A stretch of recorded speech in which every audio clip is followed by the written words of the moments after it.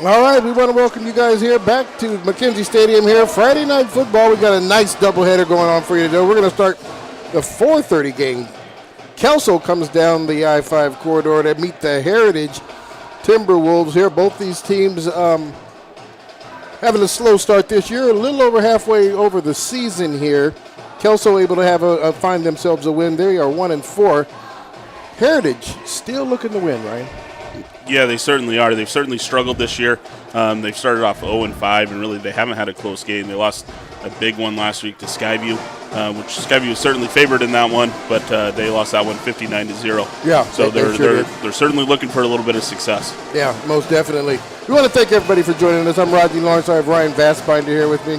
This is EPS Sports. We want to remind everybody that's in town, we can be on channel 29, I do believe it is, on the Xfinity dial. And if you have folks and families and friends outside of the immediate viewing area, make sure that they go to YouTube and go to the Evergreen District channel and go ahead and stream the event live tonight. So we're getting ready here for the captains to meet in the middle of the field, for the coin toss.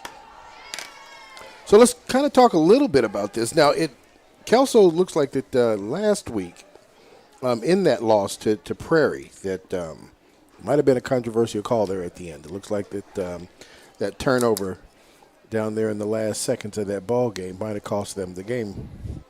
So had some interesting stuff going on out there. Kind of read a little bit in the paper this morning that in replay style, it looked like the guy. And we're also going to be on 328 as well. Just can we share that with everybody? But that. The guy might have been down, knee might have been down, and they were able to continue that. And so the fumble stood, and they weren't able to pull out that win. Yeah, it's certainly rough, and that's the benefit we get from up here being the broadcast booth. We do get replays from time to time. Down the field, the officials don't have that capability here, and so play the game out, and sometimes that's just the way that the ball rolls, and you kind of take that lick and you just move on to the next week. And so it certainly could have been a big difference for Kelso. They could be looking at 2-3 and looking to have a 500 season after tonight, but instead they're sitting 1-4, and it's unfortunate, but their focus certainly turned on tonight and looking forward to get a W. Yeah, I'm sure they are. They are favored in this game as well. When they met up last year, they were able to beat Heritage, and this year, I guess I should say as well, they are also favored too. So we'll see what goes on. This should be a pretty exciting football game. Both these teams, like I said earlier, struggling, having a slow start here, but everybody looks ready to go. I was down there on the field a little bit earlier. Both teams, still a whole lot of excitement, enthusiasm about playing the game. So in no stretch of the imagination have they allowed this to kind of deter them from coming out here and just having fun playing football. No, you're right, and that's what the game's about, right? Especially here. These kids, it doesn't matter if they end up 0-7. They come out, they want to win football games, and they want to perform, and they just want to do their best, and that's the ultimate goal for tonight. And hopefully that results in us having a fantastic game to watch and call. Okay.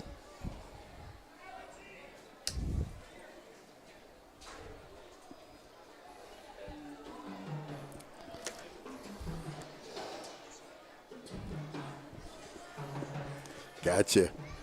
All right. Well, it looks like Heritage is going to kick the ball off as we get ready to start it out. Nice hot day here. Looks like they brought summer back for a couple of days, and we get back into the climb into the 80s here for this Friday evening game. It's unusual. It's October. It's almost 90 degrees. Shoot, I know it caused me to cramp up last night in my sleep, and so who knows how these players are going to handle it. We'll see. Those leg cramps in the middle of the night, they get you. They sure can. They sure can.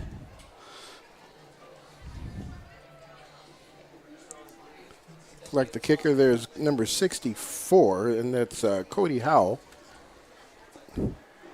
Go ahead and start this off. Ball's all set up. It looks like all the officials are in the appropriate areas on the field. Kelso has two deep, both of them standing just inside the 10-yard line.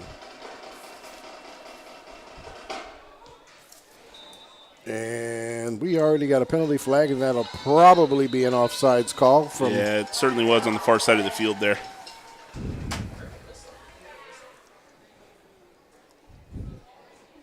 Well, they'll back this up and try it again. Based on that first kick, did not look like they planned on kicking this deep at all. They were going to keep it low and on the ground. There's quite a big headwind going from our left to right. Yeah. And so I guess the wind's blowing right to left. They're kicking into it left to right. So, yeah, trying to keep that on the ground, keep it out of the wind. A little strategery. Sure is. Well, they'll tee that back up, backed it up to the 35. And we'll try this again.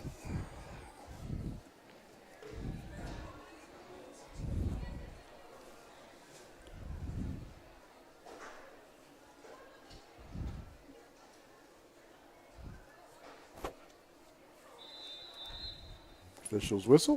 Go ahead and try this one more time. And we're off. This one a little higher. Climbs under it. Picked up it at the 25. He's going to take that right up the middle. Looks like he's going to get drugged down right at about the 42-yard line. So Kelso comes out tonight for the first time. Starting quarterback for them is Tucker Amrine.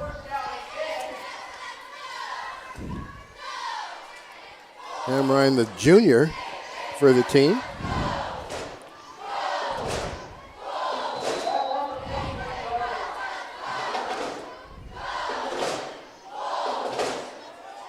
First lineup here, they line up trips down here at the bottom. Single man in the backfield. Quick pitch out. Got a penalty flag already. Finds the edge. Makes it across midfield before he's run out of bounds. And that is going to be Aiden Minatanye.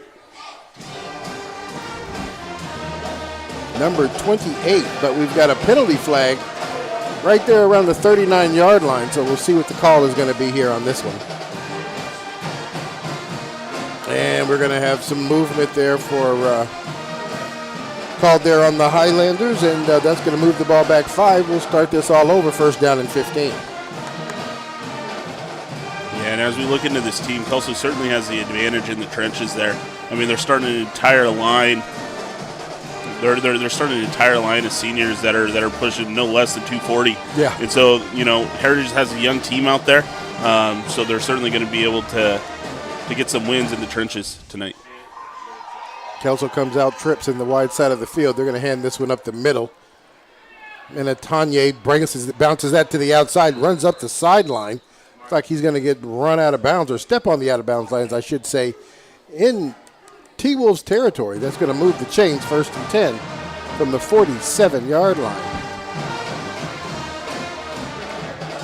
Two good runs by the running back, Minatanye.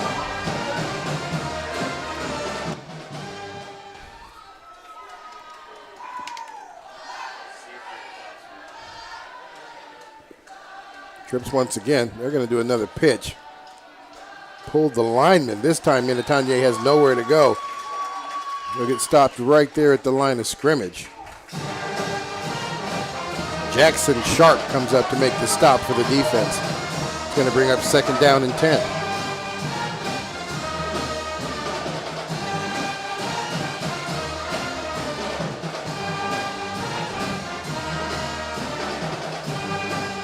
Bryce Collins now checks into the game, along with Eden Marshall. Trip receivers to the far side.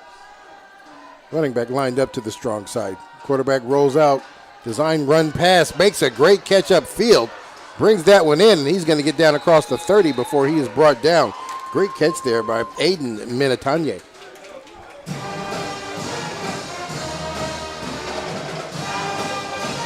That will move the chains, first down and 10.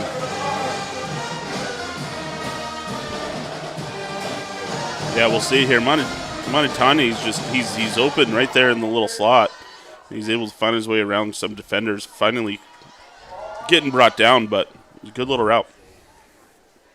Going to hand that back off to Minatanye again. This time right up the middle. He refuses to go down.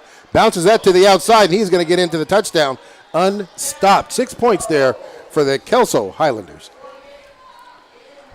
Yeah, he overpowered him. Yeah, he just refused to go down on that one. That was just plain and simple. There's going to have to be some better tackling, or that young man is going to have a heck of a night.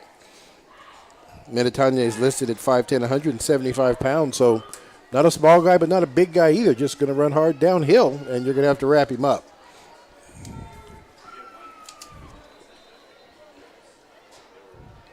Tate Mead on the field now for the extra point.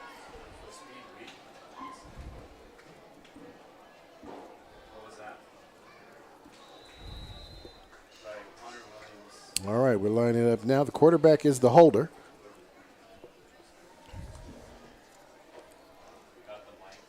He's got the kick. That's going to be up, and that is going to be good. So their first possession of the first quarter, Kelso able to move the ball down the field and put points on the board. Yeah, and they really didn't have any resistance in doing so. They seemed to move it at will. Yeah, so Heritage is going to have to find some success on the defensive side of the ball to slow them down. Yeah, the only bad thing you could say about that is the one penalty there where they backed them up 1 and 15, and they were able to cover that back up like it wasn't anything. So yeah, setting itself up to be a big scoring game, at least on the Kelso side. Here's the instant replay here. Yeah, Minitanya should have been brought down there and just. He fought himself out of it, broke out to the outside, found the end zone. Yeah, and the one thing you notice there in that replay, the Highlanders' offensive line just continuing to block, even though he is down past the line of scrimmage and into the secondary, and their blocks are still being thrown.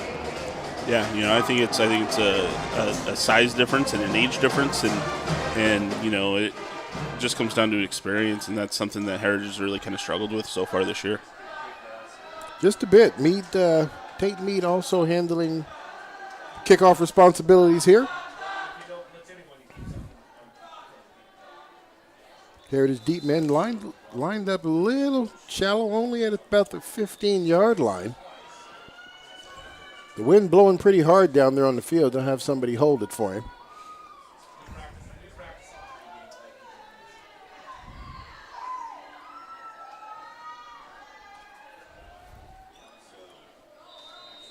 Like we are ready here for the kick.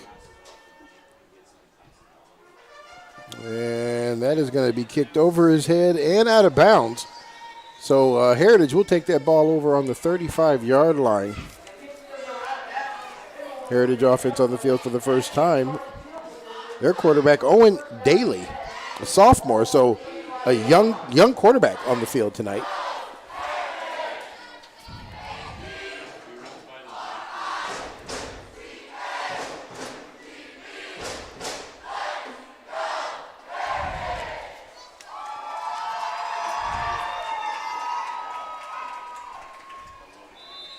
So Owen Daly trots his team out onto the field there. Heritage shows up spread offense. Running back Evan Buckman. High snap. Able to bring that in. They're going to lose about a yard on this one. That is going to bring up 2nd and 11. So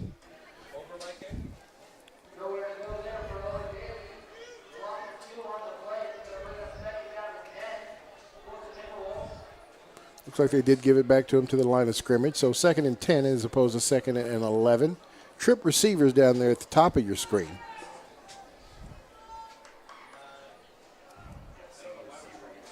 Daly drops back, looking for somebody coming across the middle. There's making the catch.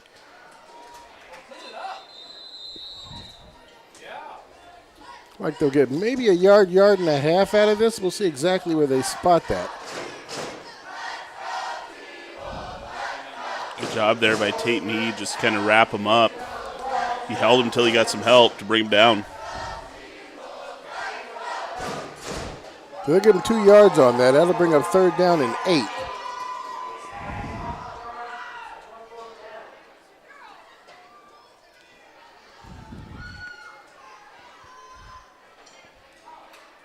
Daly and Buckman in the backfield. Buckman moves to the far side of the quarterback.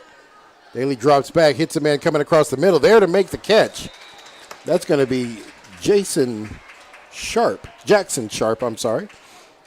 number 20, and that is going to be right on the 45-yard line. That will move the chains. 1st and 10 for the T-Wolves.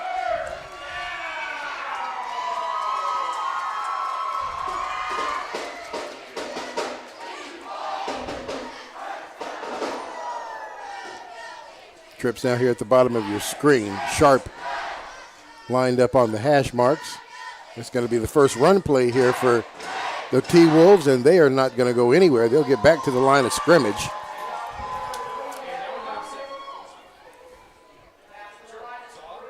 Eubanks there to make the stop right there at the line of scrimmage. Eubanks, I'm sorry.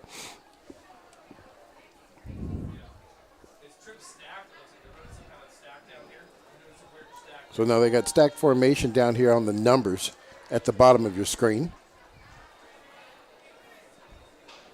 They're going to hand this ball over. Buckman gets into the open field across midfield, and he is going to be brought down right at about the 46-yard line. There to make the stop, number 36, Hunter Williams.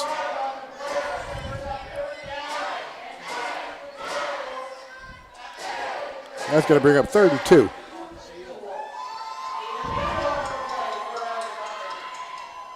That was a good little design run play. All the attention seemed to be on the stacked here. Yeah. Down here near side of the field. Stacked again down here into the boundary. This time gets a little pass out there. Tries to get upfield with it. Bryce Collins is going to come up to make the stop, number 15. Looks like they will get a yard. It's going to bring up 4th and 1. See if it doesn't look like I don't see any special teams lining up here. Looks like they're going to go ahead and go for it. Spread formation this time. Buckman lined up on the far side of the quarterback.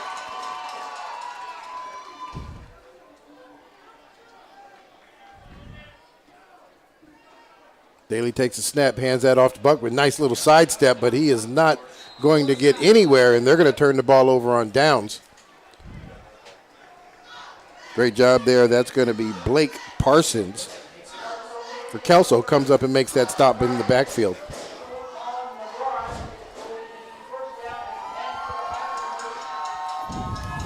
So the T-Wolves able to get one set of first downs out of this, but just kind of stalled right here in midfield. Yeah, I mean, it certainly showed some promise. They gained positive yards on most of their downs. Yeah. You know, they just weren't able to get enough to convert. Kelso now two-back setup. Quarterback decides to take this off, gets back up in the midfield, misses the first block. Nice hard run. He is going to get to about the 45-yard line. Tucker Amrine does a great job getting upfield, lowering his shoulders and getting downhill with that one. You don't see that from a quarterback too often, lowering his shoulder like that. No, you don't. You sure don't. I'm not sure the linebackers were really expecting it. No, he wasn't expecting that at all. You could tell. See this replay, he just kind of takes off and he changes direction and he finds the linebacker. He just kept his feet moving.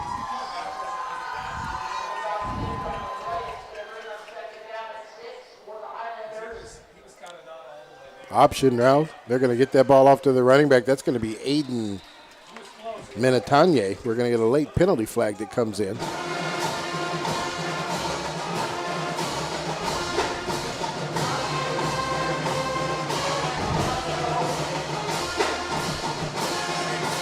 That penalty is going to go against the Highlanders, so that's going to back them up.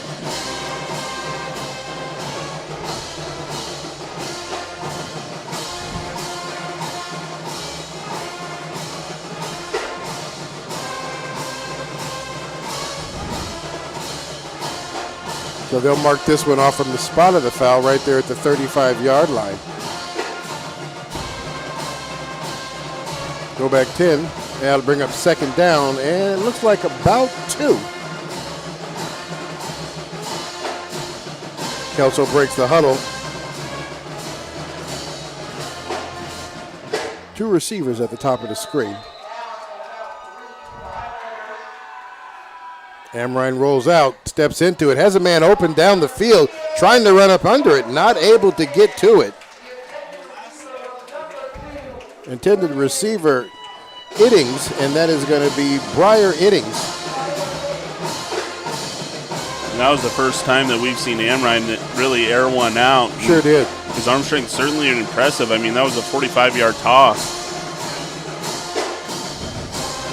Wasn't able to connect, but it's good to see the arm strength from the young kid. Hey, good play there on a 2nd and 2. Here's the rollout here on the replay. It steps into that, just airs it out just a little too much, not allowing the receiver to run underneath that one. All right, two running back backfield. Again, we've got one steps up.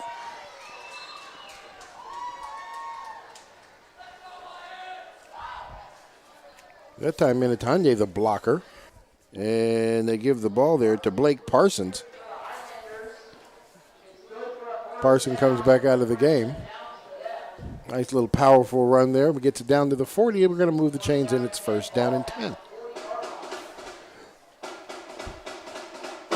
5:19 and counting left to play in the first quarter. Single running back. They're going to hand it to Minatanye right up the middle. He'll get down across the 35-yard line. Looks like they'll spot that at about the 34. We got a little over half of that. Bring up second down.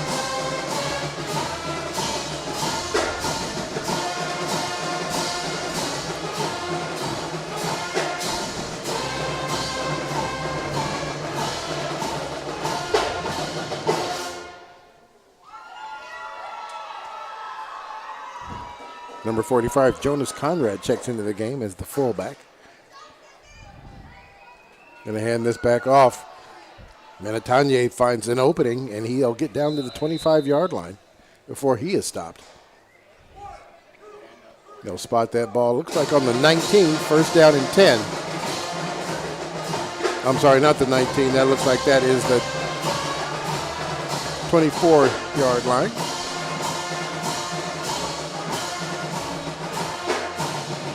First down and 10.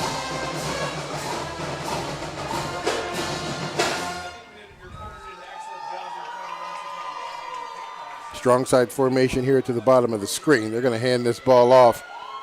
Bounces it back to the outside again. Almost identical play that they scored the touchdown on the first time, and they were able to do that as well. Yeah, that secondary is just overcommitting, and they're drawing him into the center, and Mintani just bounces outside and takes off. Yeah, strong side to the left side here, and bounces that out weak, and there's nobody out there for him, and he just outruns everybody to the pylon. Yeah. So Aiden Mintanye, second touchdown of the night for him. Meade lined up to tack on the extra point. And that's going to be good as well. So 4:10 left to play in the first quarter. The Highlanders have been able to score on each of their possessions in this quarter. Yeah. So we're going to have to see something happen here differently for the Timberwolves. Yeah, I mean, there hasn't been a whole lot of resistance from the Heritage defense. No, there not at all. really hasn't. You know, it's not a situation where we've seen earlier this year with some teams, you know, coming out and giving up penalties or turning the ball over in bad There's positions, that type of thing. He runs straight till he runs into traffic, bounces outside, and heads upfield. And so Heritage is going to have to make some sort of adjustment in order to counteract that. Yeah, they sure are.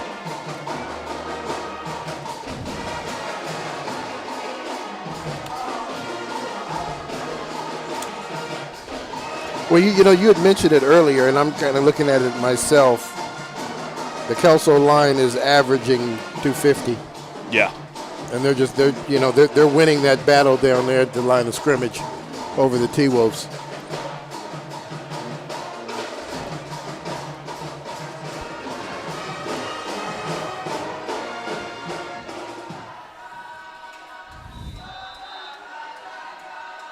Guess we'll keep a designated holder as long as we've got the wind blowing the way it is down there. And here we go. This one's going to be kicked into the end zone this time, and the T-Wolves will take the ball over on the 20.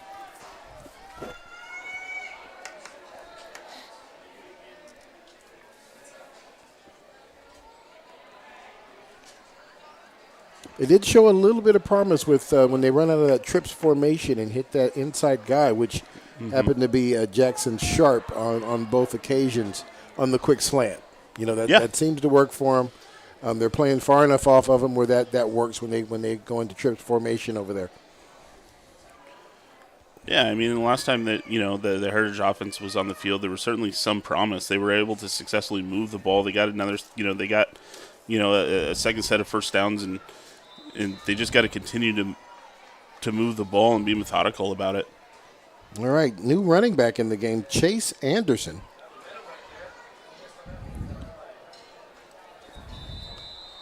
Let's see a penalty flag be thrown on that play, so we'll see what happens with that.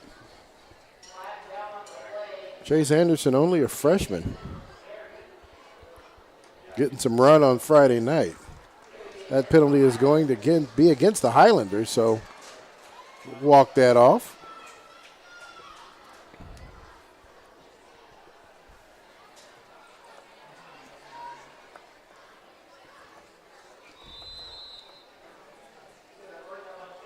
Trips formation down here at the bottom of the screen.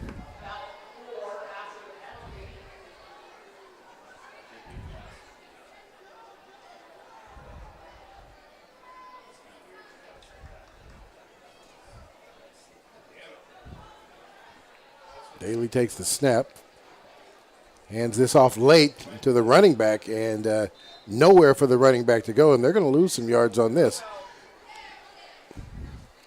Or at least a yard as they back him up at least one here, it looks like.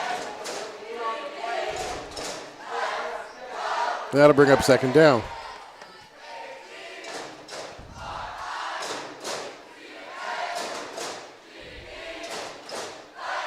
That was his own read. Daly probably should have held on to that one.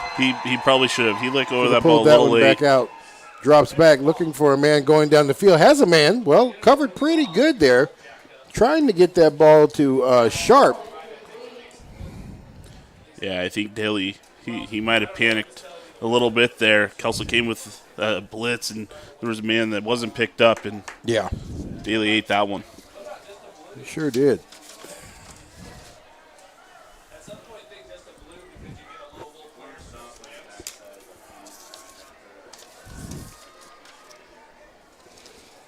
We'll line them up here again.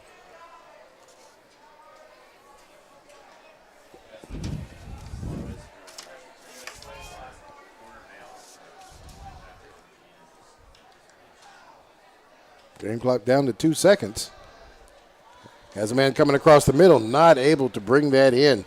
That is going to be Justin Noyens, who is the intended receiver. Yeah, it was a good route. It was just thrown slightly behind him. So that'll bring up fourth down, and special teams comes on now here for the kick team.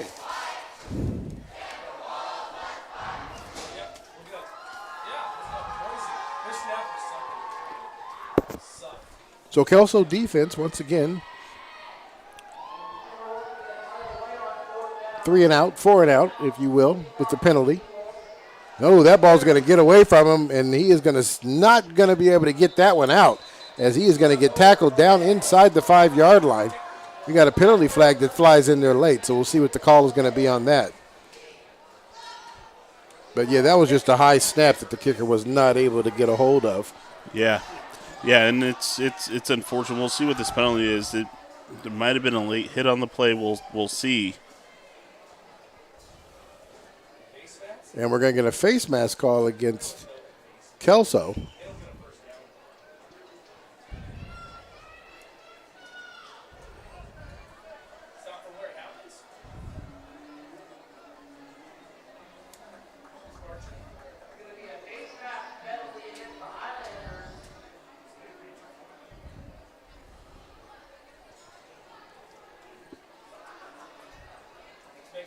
It'll still be fourth down because they'll they count it off to 15 yards from the spot of the foul. So they'll still have to kick it, but at least they get an opportunity to get out of. Well, I think it was only a 5-yard penalty, Rodney. I mean, they're only on the 14-yard line, which I'm not sure. This time the kick is blocked, and it is going to get out of the back of the end zone. So the special teams for Kelso able to capitalize on that, because he wasn't able to get back as far as he normally would, obviously. No blocking up front for the T-Wolves special teams, and they got right through there and blocked that. So just a tough time all around here. This first quarter has just been a struggle for the Heritage Timberwolves. Yeah, it certainly has been. I mean, that's going to result in a safety safety against Heritage, right? That one always confuses me up. Who's the safety actually for, right? It's on Heritage. It's for, Yeah, exactly, right. But yeah, no, Heritage certainly struggled so far in this first quarter to get any sort of momentum going. And it's been unfortunate because they've ran a couple good routes and they've had a couple good looks. Just the ball's been slightly off the mark, and it's put them in a bad position. Yeah. Now Kelso here will get this ball back in some very decent field position here. Here's a look at the touchback. Yeah, nobody got blocked on that. Everybody who wanted to come through came through on that one. Yeah. And they were just right there on top of him when he kicked that.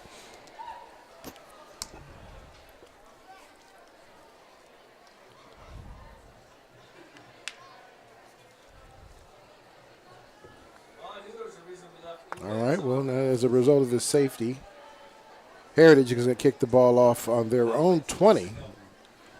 Heritage also having a problem with keeping the ball on the tee. We might have to find a holder for them as well.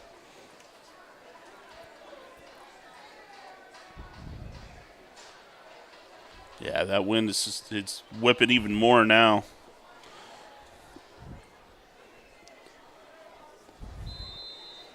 All right, here we go.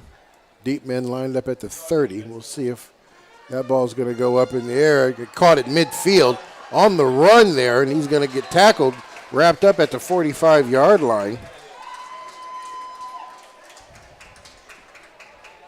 Good return there by Triton Hagel-Dan.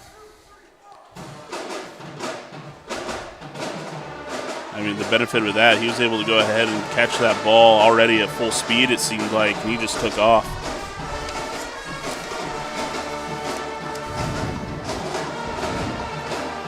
All right, Tucker Amrine breaks the huddle. They have both Conrad and Minatanye in the game at the same time. Jonas Conrad up back.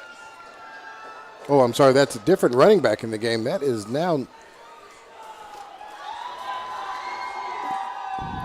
Is that Blake Warwick? Madison Hansen, number 32, who takes that ball. Mason Hansen.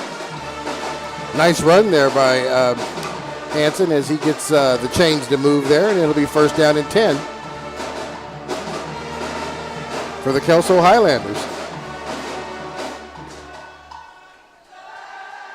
Got two receivers down here at the bottom of the screen. Drops back this time. Has a receiver open. Back of the end zone. He brings that in. Let's see if he says, and they are going to say he caught that, and that is going to be a touchdown. And that is Easton Marshall. Tucker Amrine put that on him right where he could catch it. He just kind of backed into that one. Yeah, it was a great throw by Amrine.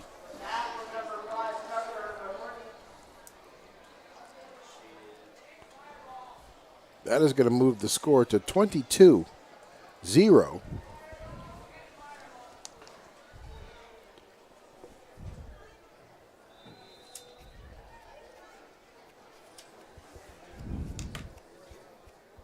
Extra point here.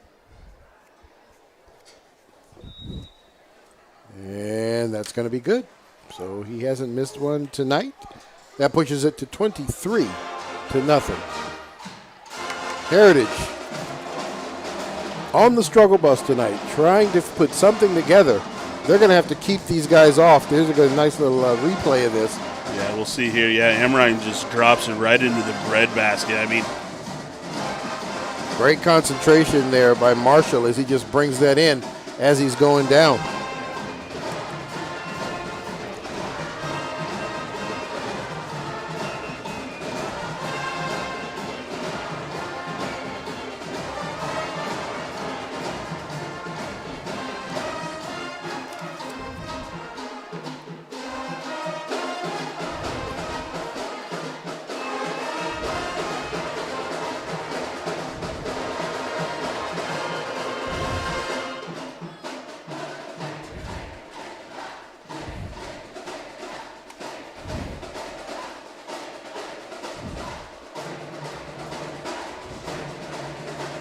Looks like Renteria and Taylor, the two deep men for Heritage.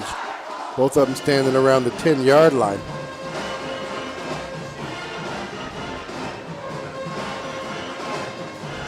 The last one was kicked out of the end zone.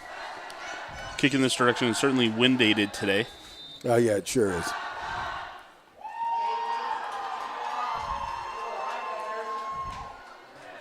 And that one is going to make it into the end zone as well. Heritage will take the ball out on their own 20.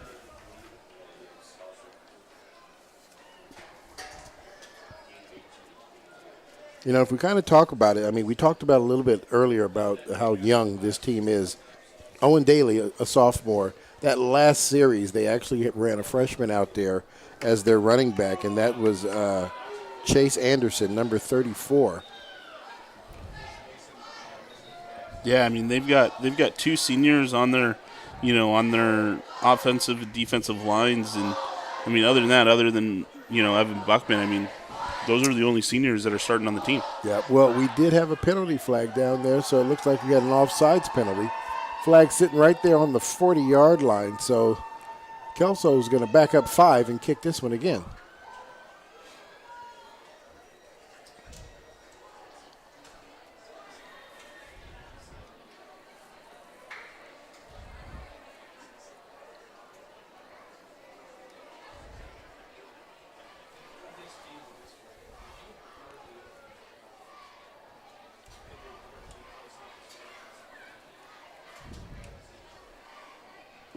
Looks like they're in need of a football.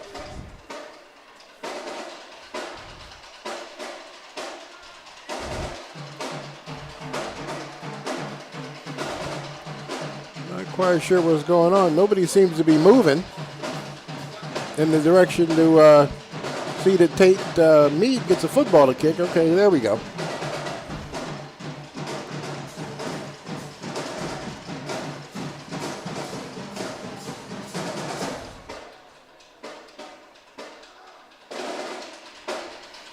All right. Line this up and try it again.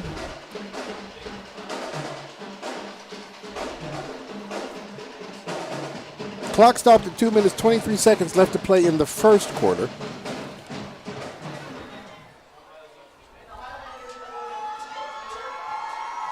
With this extra 5 yards, Tate Meade should be able to drop this ball right on the goal line. We'll see. And this time, looks like it's an official kick. This will be caught right inside the 10. It's down across the 20. It's like maybe to the 22-yard line. So all that for an additional 2 yards.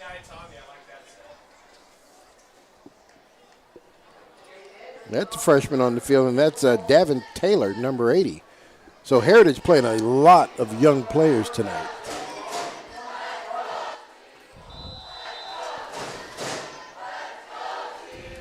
Which, I mean, it's one of those things where, do you sacrifice today to build for the future? And, I mean, one thing's for certain, this experience will certainly benefit Heritage in the coming years. It sure will. Heritage lines up. They have 2 running backs in the backfield.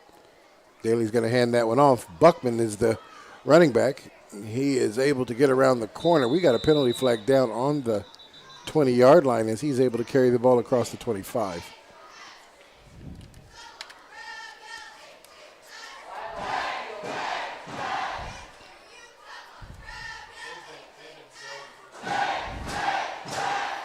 See what the call is.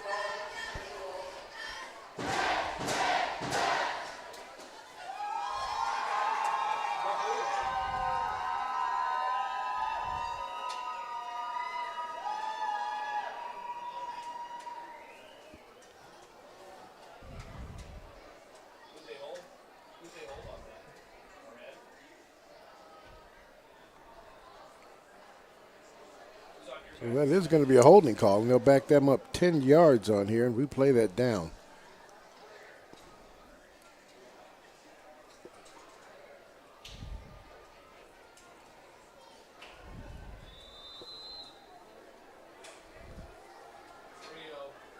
This time they bring 3 receivers down here to the bottom of the screen.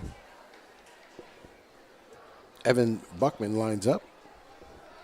Daly drops back, throws it to the outside, not able to bring that in as their receiver.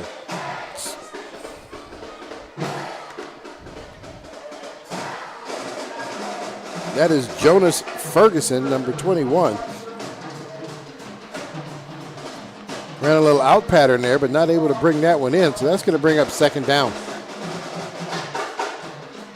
Heritage needs to get to the 33-yard line to be able to move the chains.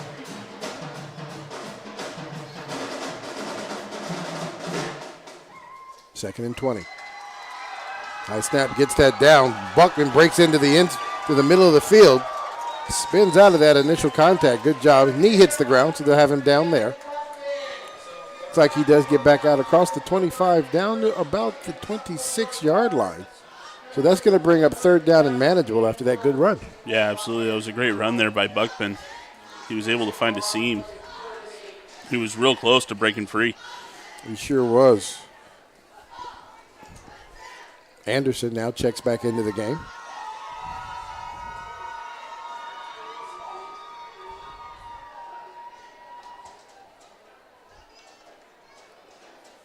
Tight slot receivers. Drops back and not able to make a completion there. The only guy in the area, that looks like it was Ferguson. Ferguson unable to bring that one down. So they got it back to fourth, third, and manageable, not able to make anything out of it. So the kick team is back on the field.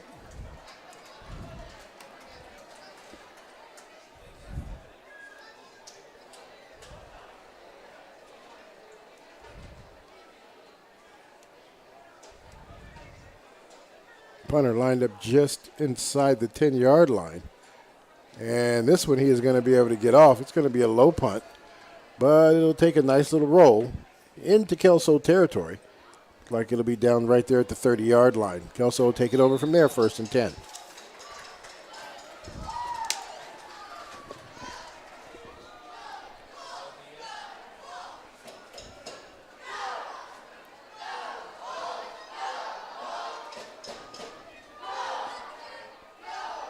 So now on that series, I mean, the series prior to, I mean, if you kind of look at the series at a time for this team, for the T-Wolves, the last two, there's just been a lot of drop balls. It has. It has. I mean, there's certainly been some missed opportunities. It's not like there hasn't been, there hasn't been opportunity to move the football. They just haven't been able to execute. Kelso now gives it to a new running back on the field, bounces it to the outside, down to about the 50-yard line before he is run out of bounds. It's like that was Lawrence Bostic, 5'9" senior. Nice hard run there by Bostic as he takes the ball right to midfield. Nice 20-yard plus run gain on that one. 1st and 10 there from midfield. Bostic stays in the game along with Jonas. Nope. With Conrad, nice little pitch out to Bostic. Bostic does get down past the line of scrimmage. About a yard out of that one.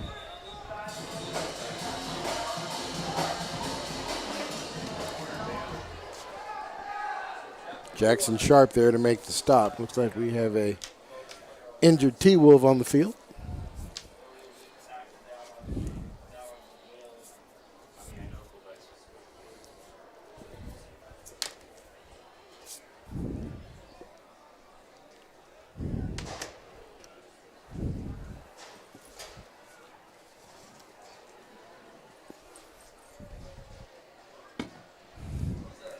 He is standing up on his own, not able to put a whole lot of pressure on that. Hope that's not going to be anything that keeps him out. That is one of their starting linemen there. That's Leo Lopez.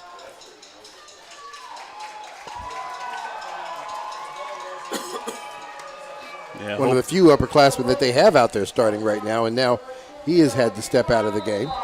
Yeah, I was going to say he's certainly been a staple of that, defensive line for a number of years now. Hopefully he's able to return.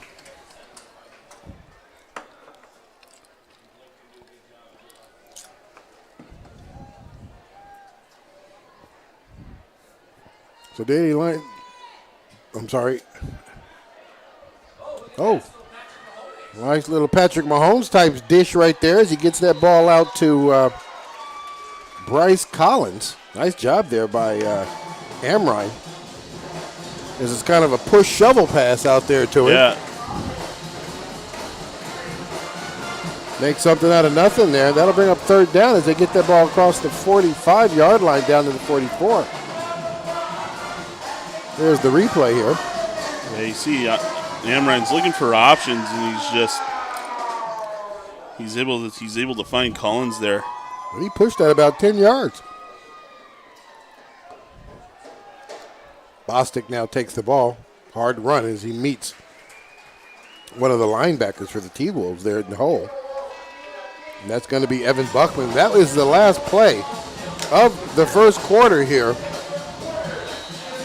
The Kelso Highlanders giving the T-Wolves all they could handle in this first 12 minutes of this football game.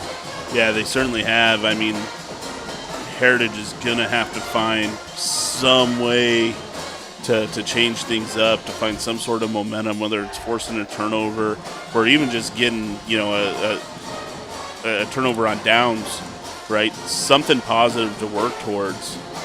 Right, they need to get off the field. The defense needs to get off the field. I mean, and offensively, they haven't looked great, but there's been missed opportunities that they've had, right? Right. And so there's been a couple drop passes, a couple passes that were just thrown behind the receiver, and so we're talking about a difference of 6 to 8 inches where they could have continued to move the ball down the field and gotten to a better position.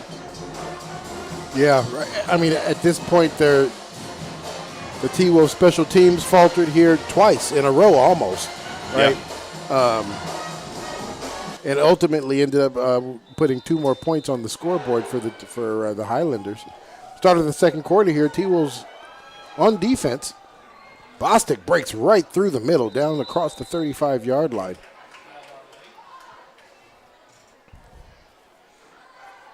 Trips formation on that, so just kind of spreading the T-Wolf defense out, just creating space out there on the field. Bostic seems to be a different type of runner than Minatanye was. He just seems to be hard downhill, shoulders parallel to the line of scrimmage, and I'm going to go get some yards.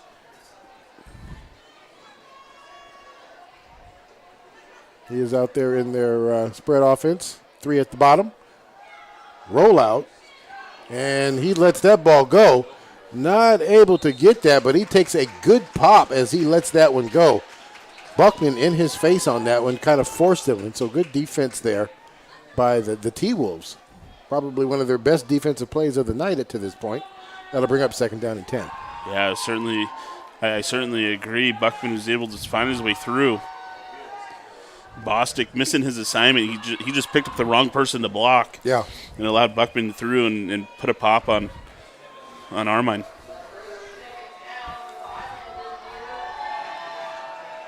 All right, man in motion. They're going to give it to him on the fly sweep. Finds the edge. He gets down to the 30, 25, down across the 20 before he is run out of bounds. And it looks they're going to have him out of bounds at right about the 20-yard line.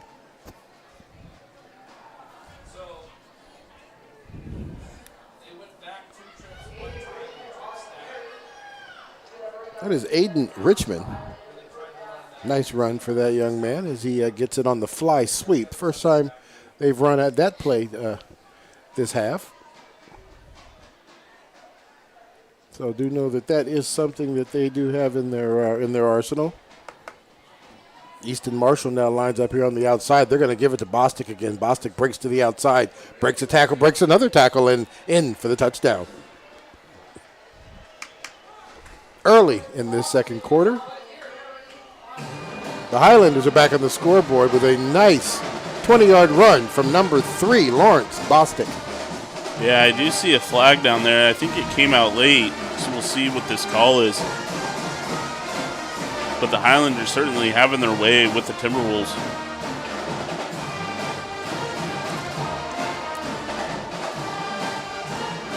Going to be a personal foul against Heritage, so the touchdown will stand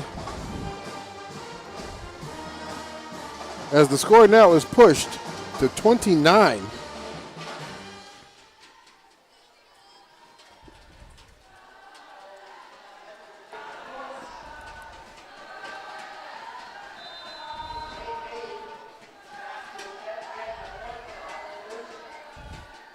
Catching the hold is good. And that will put 3-0 on the scoreboard for the Kelso Highlanders.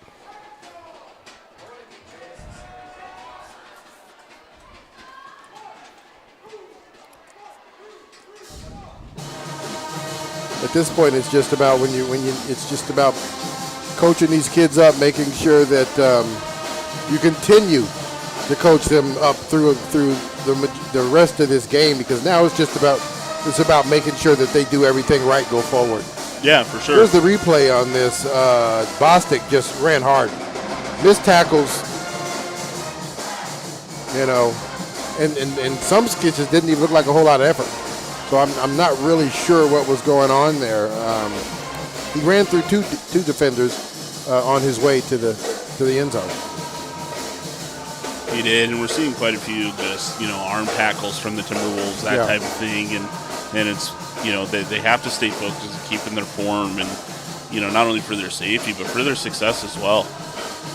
So they're going to mark off the unsportsmanlike conduct, and that'll spot the ball on the T-Wolves' 45-yard line.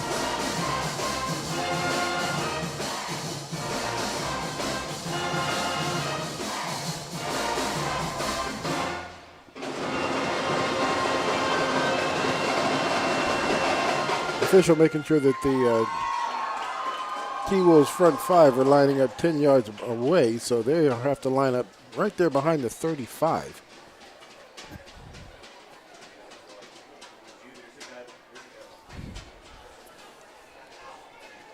The wind does seem to have slowed up a bit, and this ball will still get kicked into the end zone as he's kicked this one into the wind. So the T-Wolves, familiar field position here, will take the ball over on their 20-yard line. First down.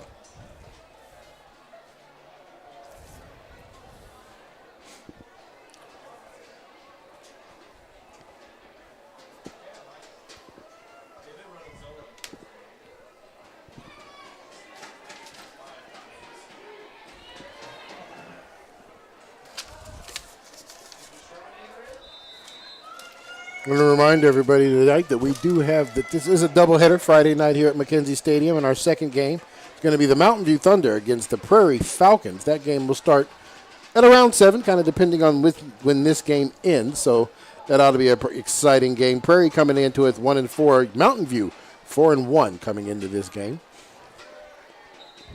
Mountain View on a pretty good roll this year.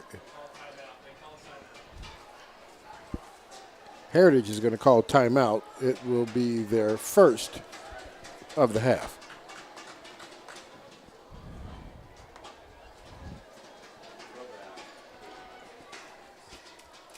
This afternoon, the evening game here, the late game at 7 o'clock, also a league game for both these games are league games. So these games definitely count in conference.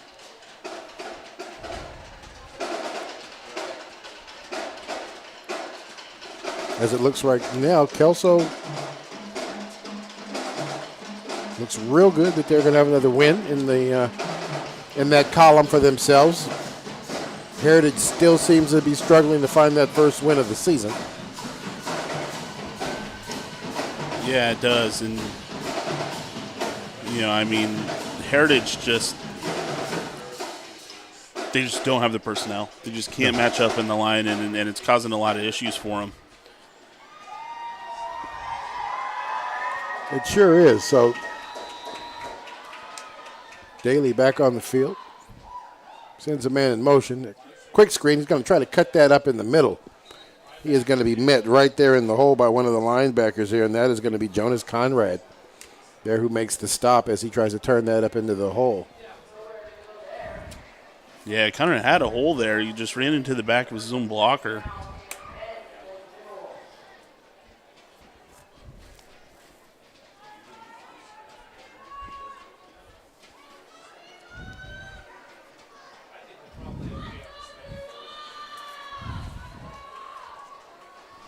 All right, so Evan Buckman now lined up in the running back spot, I should say, just off the shoulder of the quarterback.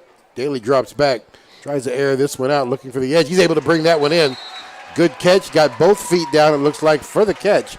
Good job there by Sharp, Jackson Sharp. That will move the chains. And their second first down here of this first half. We've got a good look at this one here on the replay. Yeah, we'll see it here. And I mean, just airs out. This is a great catch and did a great job in getting his feet down before being pushed out of bounds. He sure did. Daly again drops back, has a man on the far side looking right there to make the catch. He had two guys right there in the area. Not sure who he was throwing that to. But it looks like we have an injured player. Good catch there as he gets tackled. He gets tackled right there in the it was Kelso territory. We'll get a replay here of it. It's a great catch. I mean, he runs into traffic. I'm surprised he saw that ball. I don't know. Maybe it looks like those type of shots that maybe knocks the wind out of you. Didn't catch the number, so we're not going to speculate. We'll wait until he gets up before we'll be able to see that. Great job. And that is Justin Noyons who makes the catch. Moves the chains and gets a little banged up for it, but he's going to be okay as he walks out on his own steam. It'll be first down and 10. And in Kelso territory for the first time this first half. Yeah, I mean, Heritage is certainly moving the ball well. They've changed things up. They're certainly airing it out a little bit more.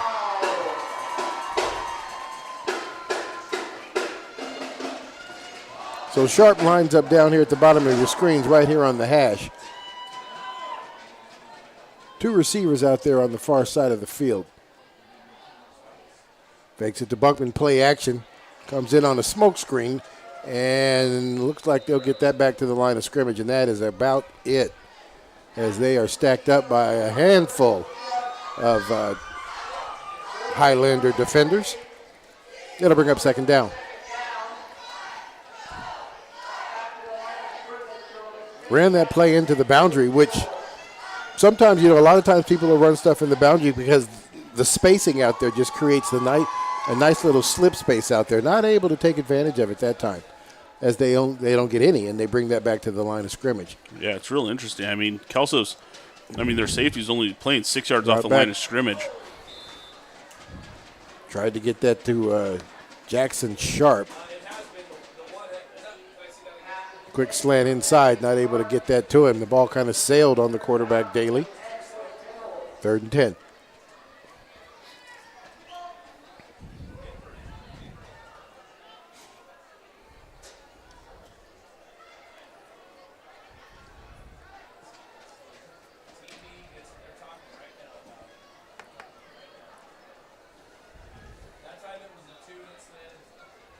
Field clock down to under 9 seconds.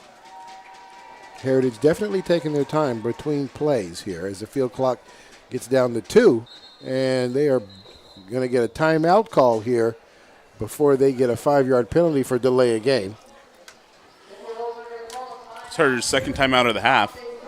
So, I mean, they have flirted with that penalty all the first half. They do take their time to run a play. Mm-hmm. Certainly do, and it'll be interesting. I mean, in the series of downs, Kelso isn't given a whole lot of respect to the deep ball whatsoever. I mean, their safety's playing 6-7 yards off the line of scrimmage, and if they're able to go ahead and sneak someone behind them, it could turn out for a big play for Heritage. It sure could.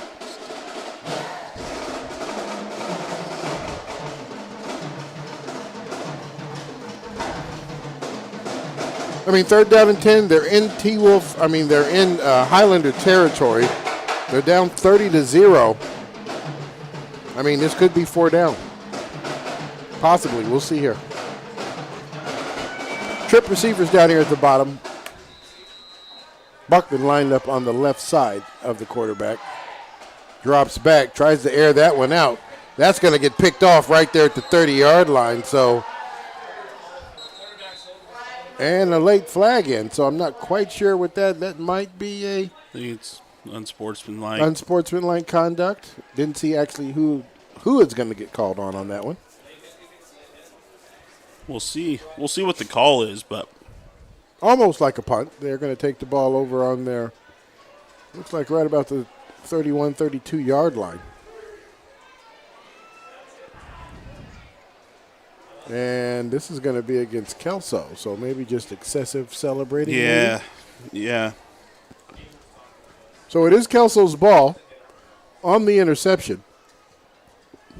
They'll get backed up 15 yards on the personal foul, so just as good as a kick. Yep.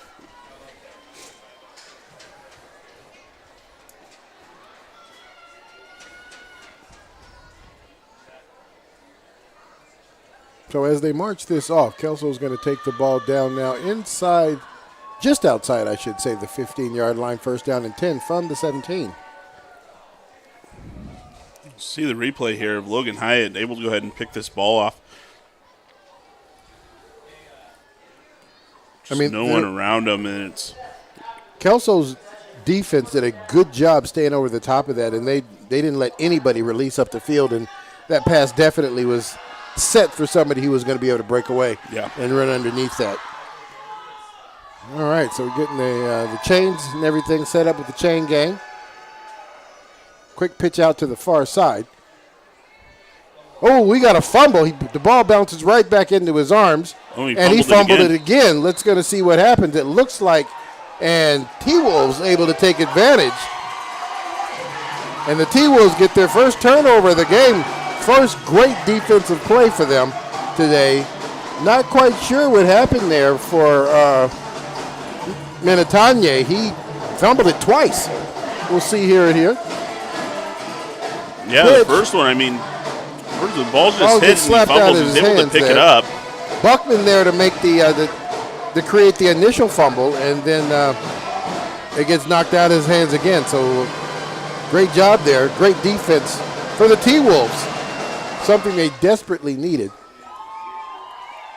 So the T-Wolves in the best field position they've had all game long. First and 10 from the Highlanders' 20-yard line. Daly hands it off. Buckman tries to find the outside. He is not going to, as the entire defensive line. Oh, and this ball got out again, and there was no whistle blown. So they are going to lose the ball back to the Highlanders in one play. That's textbook. The one of the guys was standing him up, and the rest of the line was ripping at the ball, and they were able to get it away from him. I mean, that's what you ask your linemen to do. That's what you ask them to do for you. The whole line is there, and then now they're just ripping the ball away from him. And it was actually recovered by Heritage, and then it was fumbled again. All right, this time a handoff right up the middle. Going to slam into the line of scrimmage. He'll get across the 20 down to the 21.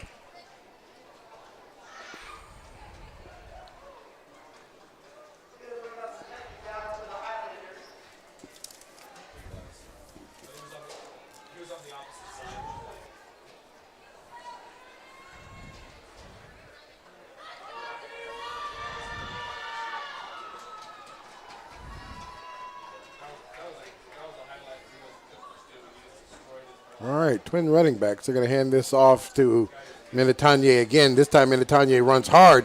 He is going to get down. We got a face mask call right there at about the 32-yard line. So he'll get the yards plus an additional 15 on that play.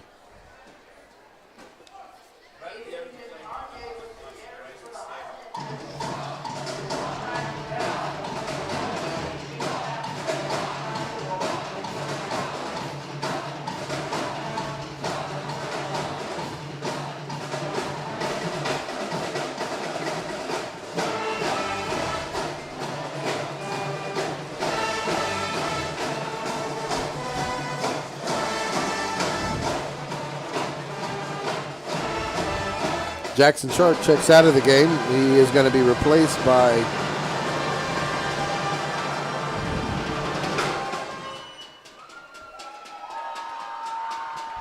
looks like Coulter Knudsen. He'll march off the face mask. He'll spot the ball right on the 47-yard line, it looks like. First down and 10 from there. Kelso breaks their huddle. Easton Marshall here lined up on the outside at the bottom of your screen, just on top of the numbers. Amrine's going to roll out, looking to get it down the field. Makes the catch right there at the 35. And that is going to be Easton Marshall. Good job on his part. Makes that catch, pushes him deep into the territory of the Timberwolves. First down and 10 from the 39-yard line.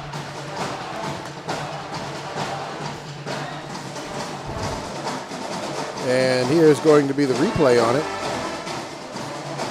Now Marshall's down here at the bottom of the screen.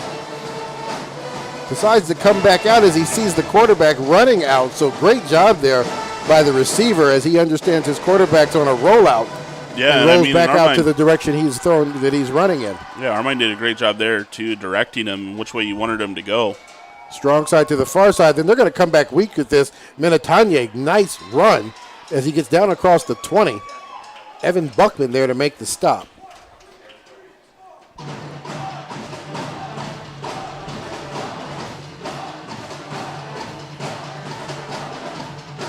Kelso does a good job overloading one side and then running back to the other. That play was definitely set up as a strong side right, and they ran that all the way back weak where there was not anybody there and taking advantage of helmet on helmet and able to get through the hole and get some extra yards out of that. First down and 10 from the 18-yard line.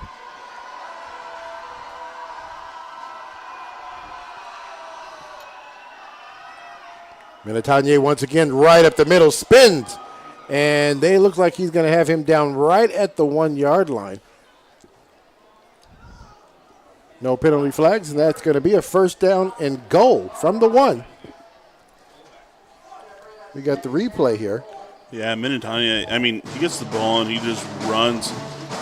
He really just runs in through any type of contact, keeps his feet moving. He's going to come up short of the goal line, but another great run by Minatanye. Sure is. He definitely might want to take care of that football a little bit better. He had it flailing around a little bit that time too.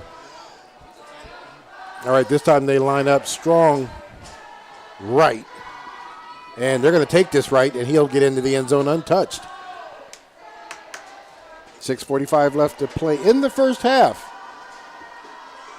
Kelso Highlanders push the score to 36. That now is Minatanye's third touchdown of the game.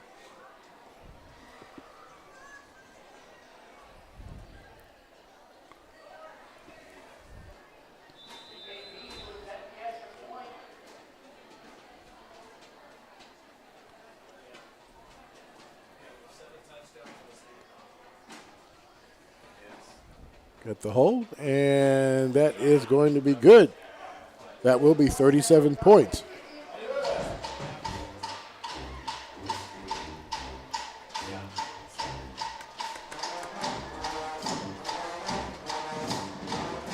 Here's another look at that. Yeah, not touched. No one picked him up. Not touched until he got into the end zone. So, all right, so we're over halfway through the first half of football here. Kelso dominating, no question, with the dominance here offensively on the ball. No, I mean, they've been able to run all over Heritage defense. Yeah, they sure have. Heritage doesn't have an answer for them in anything that they do.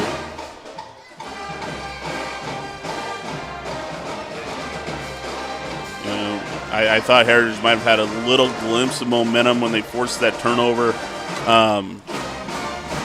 They had great field position, then they ended up turning the ball over themselves on the very next play. Yeah, they sure did. Gave it right back to them. Unable to capitalize. Just great defense there by Kelso. I mean,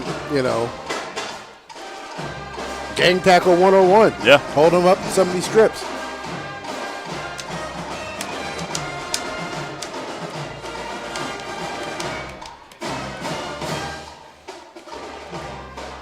All right, Tate Mead breaks them up. Going to kick this ball off from the 40.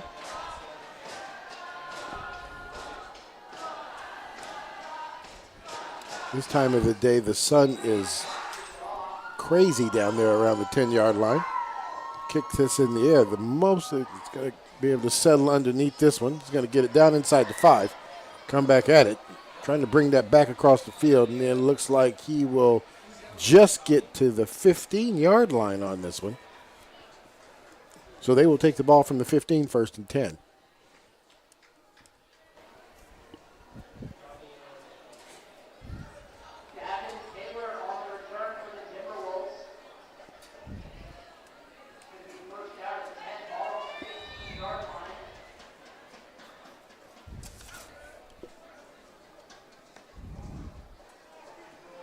Kelso takes the field. Evan Buckman there as the running back.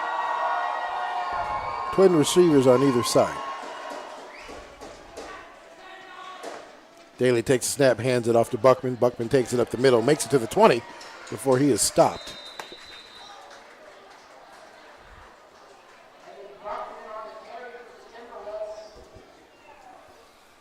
Looks like he'll get to about the 24-yard line. That will be enough to move the chains. It'll be 1st down.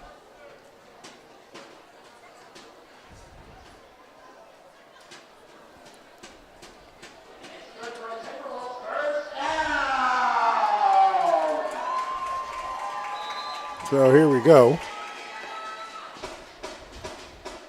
Owen Daly's got the play. Buckman now lines up off his outside shoulder over there on the far side of the field. We're going to hand it to him again.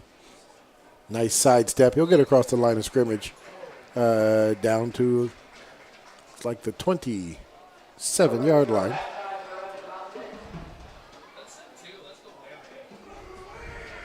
The 28-yard line. We'll give him 3. 2nd and 7.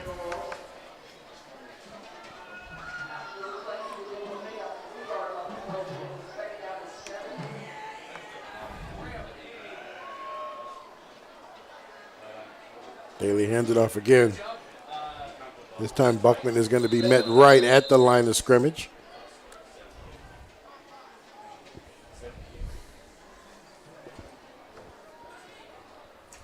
It's going to bring up 3rd and the same 7. Mike Buckman comes out of the game. And Anderson back in.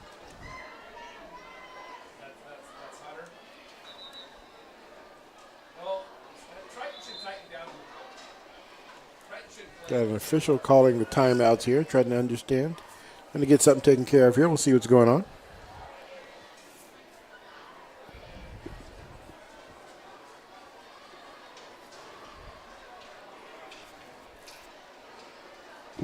It is 3rd down and 7. Okay, looks like everybody's on the same page there. Wind the clock.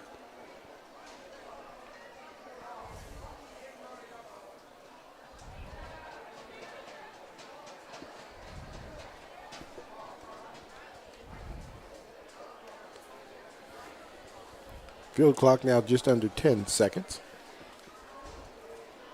Trips at the bottom. Daly drops back. Rolls out. Has a man coming across the middle. That should be a pass interference, and there is the flag. I reached in a little too soon little on too that. Early. Was the defender.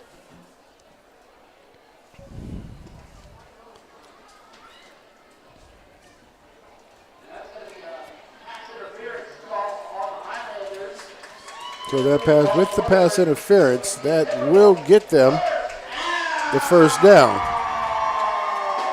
As they march that one off down to the 48-yard line.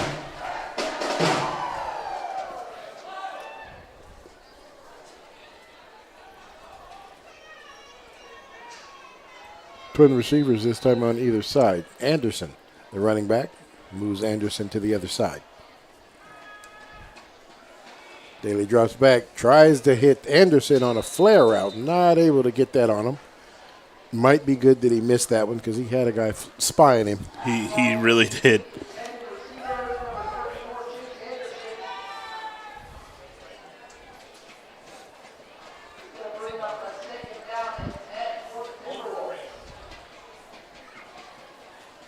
So trying to get the ball to their young running back, Chase Anderson, out in open space. This time quarterback give, and he is not going to fake anybody out there on that one. Yeah, great read there by Triton Hagel Dan to pick up that keeper.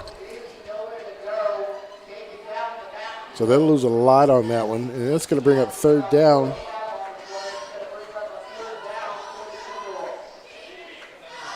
Like we got 3rd and 15. They got to get across midfield to the 47-yard line to keep possession.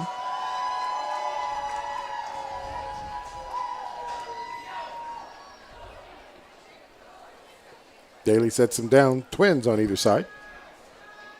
Daly drops back, looking for a man on the far side. Airs this out. 2 men over there in the area. Looks like the safety came over the top trying to pick that one off. Great job there by the Kelso defense. That's going to be Easton Marshall. Comes over the top trying to pick that one. That'll bring up 4th down and a 15, and that will bring out the punt team.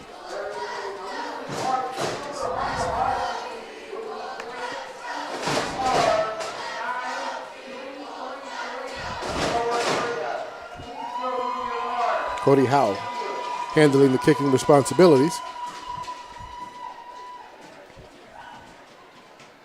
This is going to be a low one.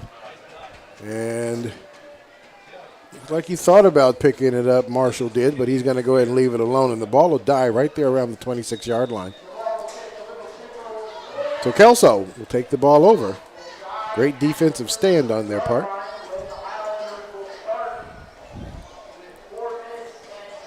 4:17 left to play in the half. Kelso has the ball on their own 26-yard line.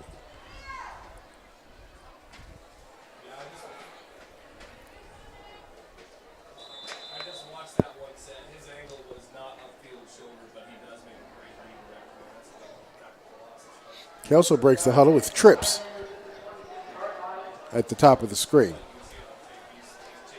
Gets it out there quick, gets the catch. Nice block up front, and he'll get all 10 yards and a couple more.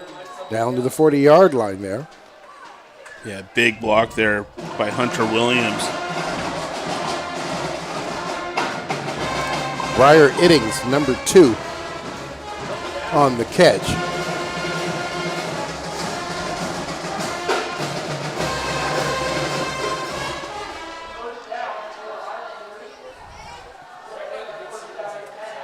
Kelso breaks the huddle. 2 backs in the backfield.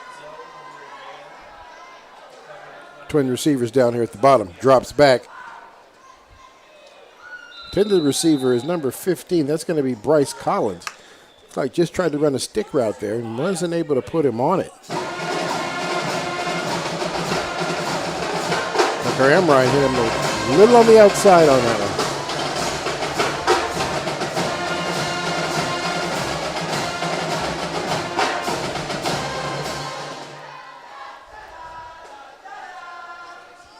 All right, this time Strong, right side here. Rolling to the right, decides to keep it himself. Evan Buckman right there to make the stop. He's going to get about 2 yards out of this as they spot the ball on the 42-yard line. That'll bring up 3rd down.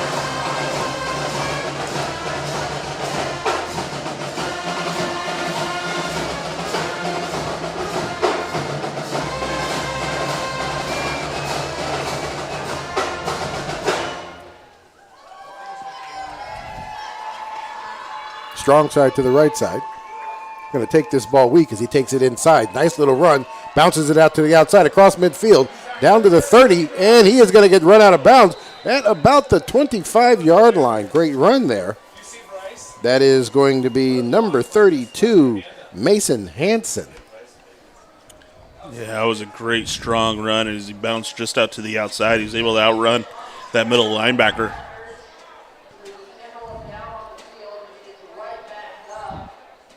Hansen only a sophomore. So Kelso playing a run, playing some young backs as well. Nicely executed play there as they set that up strong right and ran it back weak, which has been successful for them all night long. Yeah, it has been.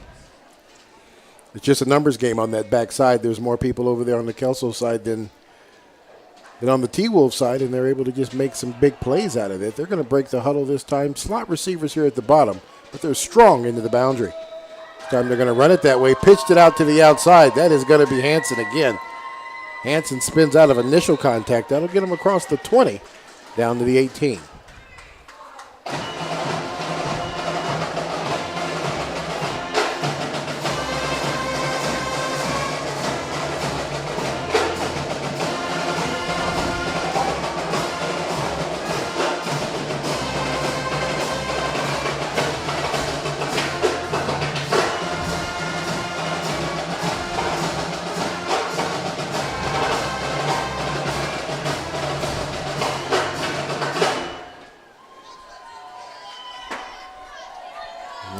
Strong right here.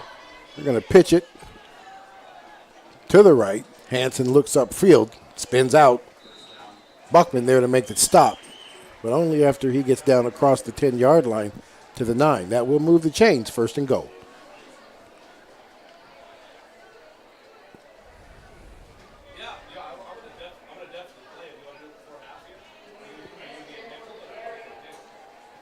Clock stopped at 2:38 left to play in the first half. I was going to give him most of the second half.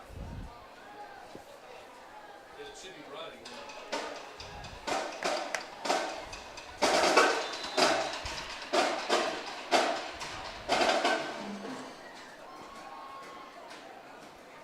They're going to hand this off once again. He's going to take it weak.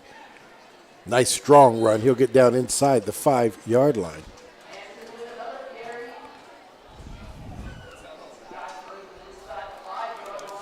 He falls behind his up front blocker there. He just kind of pushes his way through it down across the 5-yard line. Yeah, Mason Hansen having a great series here.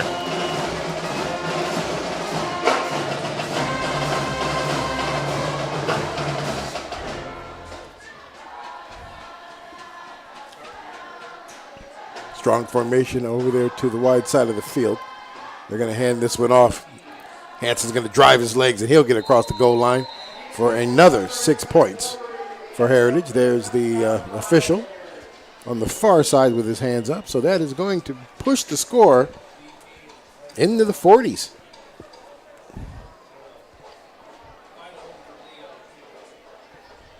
Under 2 minutes left to play in this first half of football here.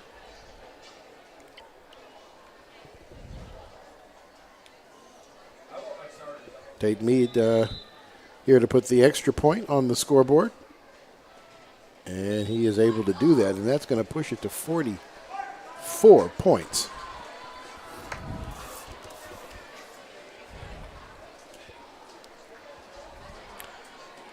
Well, it's been all Kelso so far in this first half. The entire, yes. Here we'll see a replay of the touchdown. See Mason Hansen. I mean, he just continues to drive his feet, push himself into the end zone. It's a touchdown well deserved. He gained most of the yards on that drive. He sure did. He got in behind. Who was that blocking for him? That is Andrew Richards,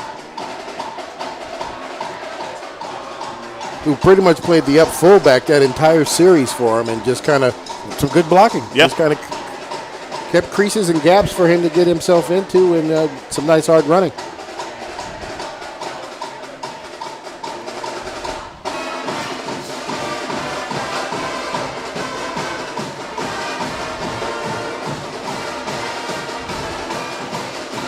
Remind everybody tonight that our 7 o'clock game will be the Prairie Falcons against the Mountain View Thunder. Prairie will certainly be ready to play. They've been here since probably 4:45. Yeah, they've been here for a while. Mountain View, you're looking to push their numbers to 5-1. Prairie trying to get their second win of the season.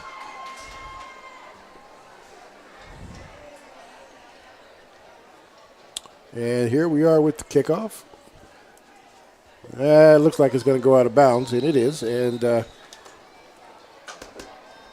they will take the ball on the 35-yard line. First down and 10 from there.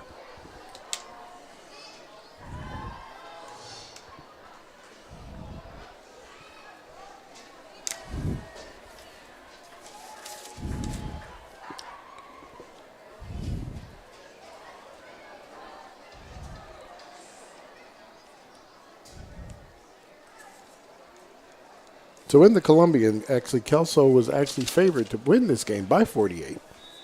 And they've got 44 here in the first half. We've got 44. Well, we got a half a game to play. Yes.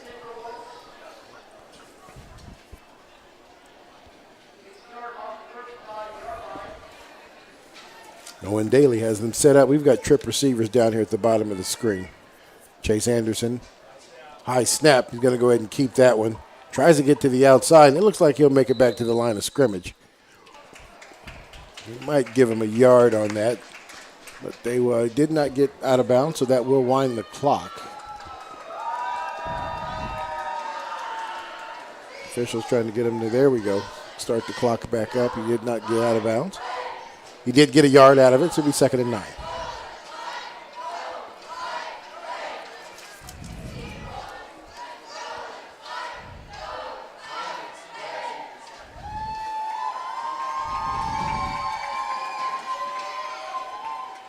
Trip receivers down here at the bottom of the screen.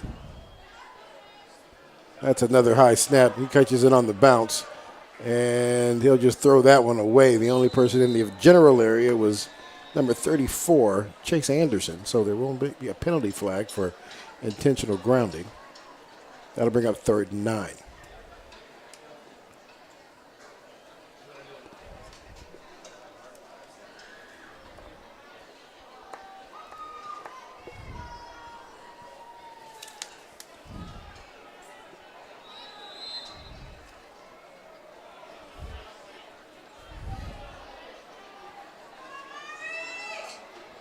As a man coming across the middle, great job there. And he's got that, and there is going to be a penalty flag there. Got there just a little early, but good effort there. It was a good defensive play by Montagnier there, just a little early. Yep, just a little bit early.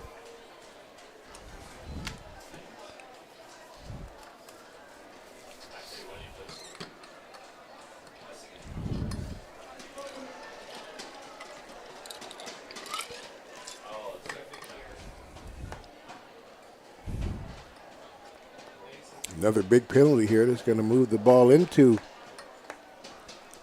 Kelso territory. 1st and 10 from the 49-yard line.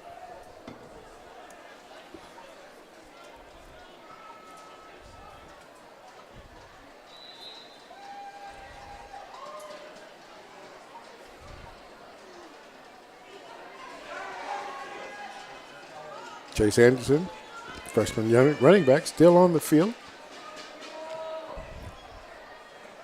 They're going to hand this one to him. Spins out initial contact, but they are all over him. He is not going to be able to get anything on that one. It looks like they're not even going to give him the line of scrimmage, and he's going to lose a yard. 2nd and 11.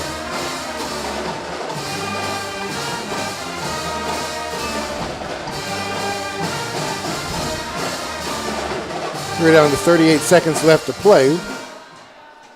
They do have to run one more play. Daly will take it. He's going to hand it off again. Anderson has nowhere to go as he is wrapped up by a couple of defenders from the defensive line. Yeah, Anderson's just not getting any help from his offensive Not lineman at all. there. Wrapped up and taken down by number 62, Dylan Anderson. And that will be, or should be, the last play of this half.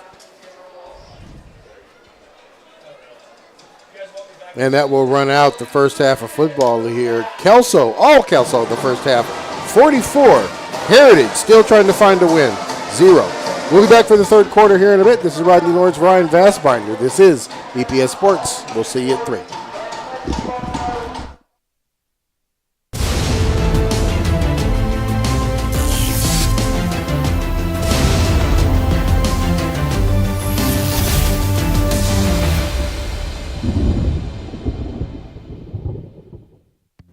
Hello, I'm Alex Notarte, a senior at Mountain View High School, and today I would like to share with you Evergreen Public Schools' vision for student success. This is the district's new strategic plan. It's a blueprint, if you will, from the classroom to the boardroom, for creating long-lasting success in the classroom and beyond. The plan is built around the goals of belonging for each, success for all. It's our tagline, and it's a real short and concise way to explain to people what we're about. Making sure that each student feels like they belong in our schools, they feel part of our community. When that happens, good things happen. The strategic plan is student-centered and equity-driven, designed to make sure students know that they are cared for, seen, heard, and empowered, and that all students will be motivated to learn every day. We want to make sure students are empowered. We want to make sure students are seen, welcomed, accepted. And so part of that outcome is important because we want to really address the students' humanity. And while, yes, they're here in school every day with us to learn, they're also people who are growing in their identity and growing in their passions about who they want to be in the world. And so creating a sense of belonging is making sure all of our students are really flourishing and thriving and becoming their best selves and full selves. Our schools are rallying around a set of goals, academic and social and emotional, to help students feel connected to their school communities and make sure that all of our schools are pushing for better academic outcomes. New this year is a district-wide math curriculum being implemented from kindergarten through high school. The math curriculum is just one step in a series designed to address learning areas in need of improvement and set learning goalposts across Evergreen Public Schools. So cohesiveness and consistency. I want to make sure that students have access to the resources and systems that they need, no matter where they are in our system, to achieve success. Developed with the input of more than 7,000 participants, many of them students, we are uniting around a common vision to help students become the best versions of themselves and prepare them for their lives after graduation. If parents were to ask me as a board member why the strategic plan is important for their student, I would tell them that we want the best for every student, which includes their student. If they want a plan that they can help in their individualized learning and help them excel, we're going to make sure that it happens. If their student is struggling, we're going to make sure that we get them to where they need to be. And at the end, when they're done with Evergreen Public Schools and we see them off after graduation, they're going to be ready to conquer their next step, which if it's education, if it's a career, whatever it might be, they're going to be ready to go. And setting these goals will begin early, making sure students get rigorous classroom instruction at all levels and are pushed along the path to belonging for each, success for all. Everybody is focused, going upstream, all aligned to that those goals that we have, the strategic plan. And there's not any question about it. It's what's best for all kids. For more information about the strategic plan and Evergreen Public Schools' shared vision for student success, visit our website, evergreenps.org/strategic-plan.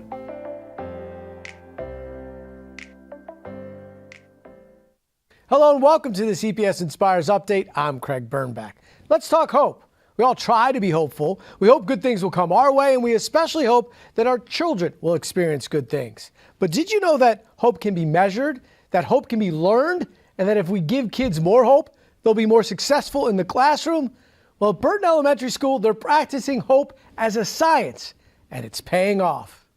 Hope is the #1 predictor of well-being.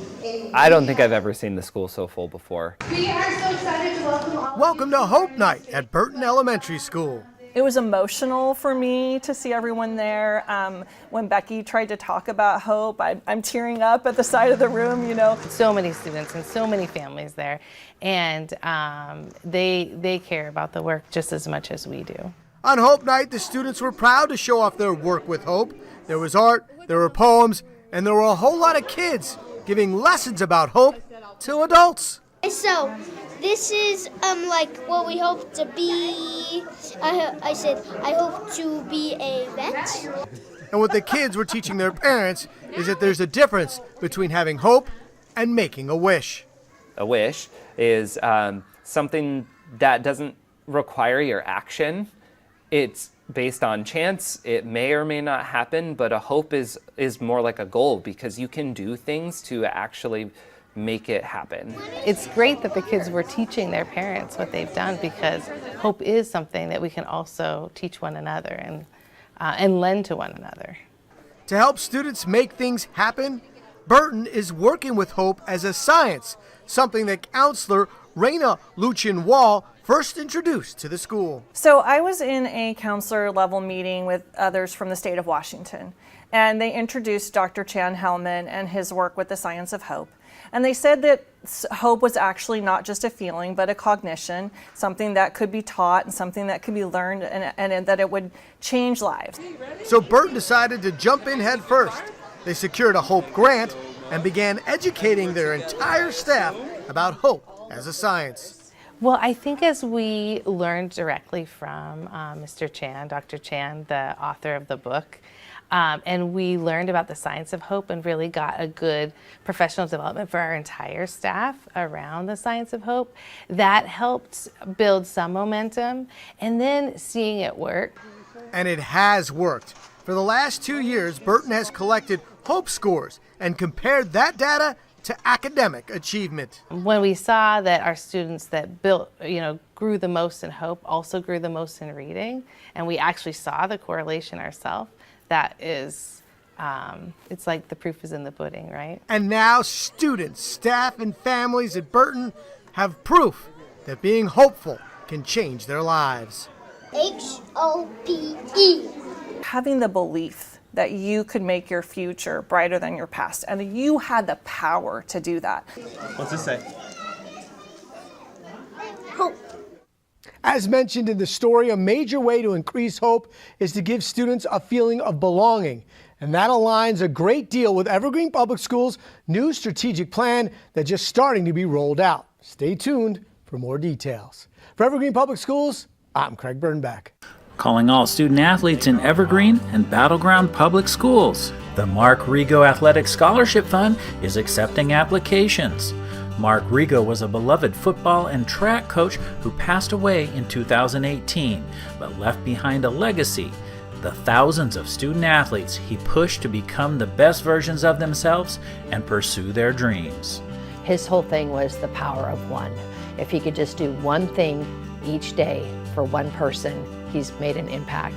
If you are heading to college or a post-secondary trade school and have taken part in sports in Evergreen or Battleground Public Schools, Rigo's legacy can also help offset some of your college costs. To fill out an application and learn more, head over to rigoscholarship.com. Let's keep Coach Rigo's legacy going by helping new generations of students pursue their dreams. Hello, I'm Matt Griffin with this EPS Inspires Student Athlete Spotlight. The EPS Sports team just wrapped up our annual broadcast of the Greater St. Helens League Track and Field Championships. As a former college athlete and a former college distance running coach, I was surprised during our broadcast to learn about one Heritage High School athlete who is now a district champion. Okay, clean start. It was day 2 of the Greater St. Helens League Track and Field Championships, and a junior from Heritage High School quickly jumped to the lead of the girls' 3A 800-meter race, and there was no looking back. Leading from start to finish was Margarita Mahay. The surprise was when I got to speak with Margarita in the winner's circle, and she shocked us all by announcing that she had been a track athlete for less than a month. So how has your training been going this year? I'm in a track and field 3 weeks. You've only been running track and field for 3 weeks? Yeah. What? And a district championship after just 3 weeks of running? How is that possible? I don't know. God bless me. That's wonderful. Margarita's coach, who was a collegiate distance runner herself, says Margarita's 3 weeks from novice to district champion was not about developing a training regimen. It was way too late in the season for that. Rather, it was about teaching a novice runner not to go out too fast during her races, the 1600 and the 800. And I remember the first race, and I was like, slow down, slow down. She was doing the mile in the race's history, I guess. But I think the biggest thing is I was trying to teach her how to race, which was, I guess, in a way, something that you learn early on, that we wanted to make sure she understood not to take the first lap all the way. Looking back on our footage of the first day's events, I realized that it was Margarita who came within just a couple of seconds of challenging for the 1600-meter district championship. Back in the winner's circle, I gave her some advice as a former distance running coach and encouraged Margarita to keep at it with some summer training. The more miles, the better you're going to do next season. You're going to run cross country in the fall? Yeah, Okay. I think about it. Okay, well, I'm going to encourage you to do that because somebody who can be on the track team for just 3 weeks and then win a district title should be running a little bit more, okay? And we're going to see you on the winner's stand next year, okay? I hope so. Okay, so let's put some miles in this summer. Congratulations. Thank you so much. That is one of the wildest things I have heard during this track meet. 3 weeks this kid has been running, and she's a district champion. Congratulations to Margarita from Heritage High School, winner of the girls' 3A 800-meter run. Now, if you'd like to see Margarita's race or any of the outstanding performances from the Greater St. Helens League Track and Field Championships, you can watch both days' broadcasts on our Evergreen Public Schools YouTube channel in the EPS Sports playlist. For Evergreen Public Schools, I'm Matt Griffin.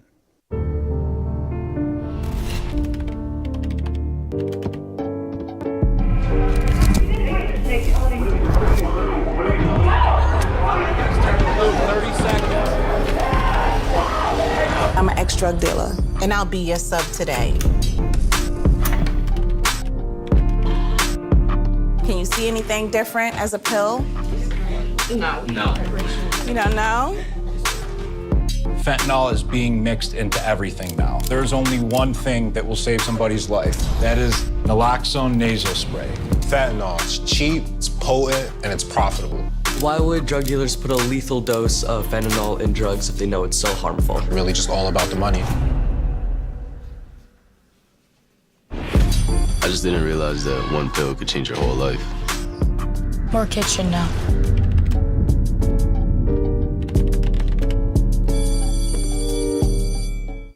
Hello, I'm Matt Griffin with this EPS Inspires Senior Spotlight.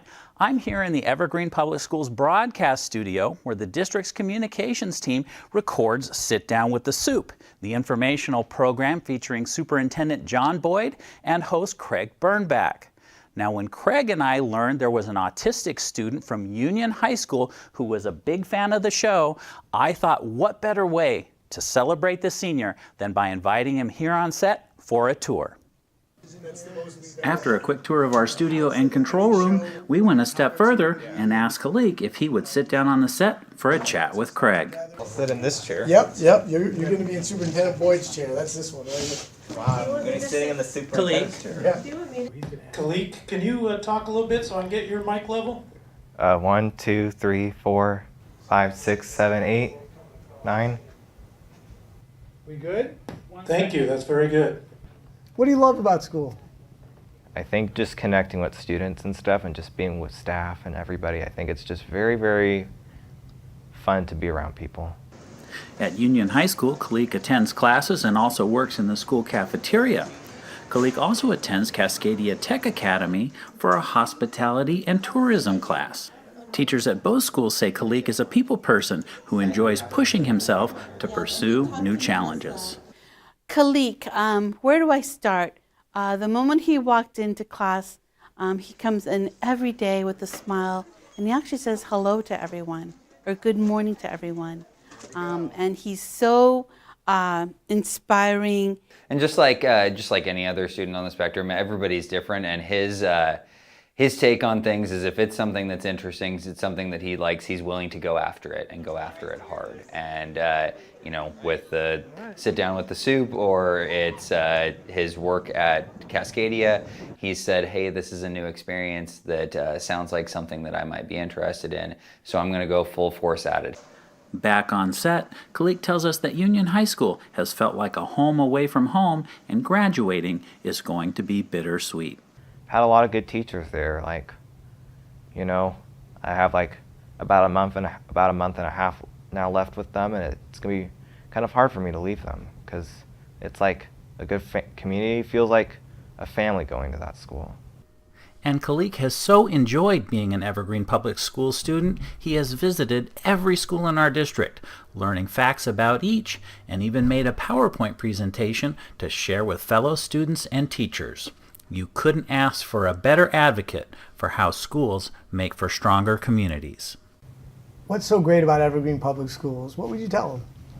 I guess I could say we have a great community here, and I think it's very, very good to have this community because a lot of people these days are deciding to like come to our district and stuff. So I think the more we spread the word and get people to come into our district, the more we'll get more people to come into this community and feel like they're welcomed. As we wrapped up our interview, Superintendent John Boyd came on set to say hello. Oh, there's Superintendent Boyd. Hi, Boyd. Great job interviewing. Thank you.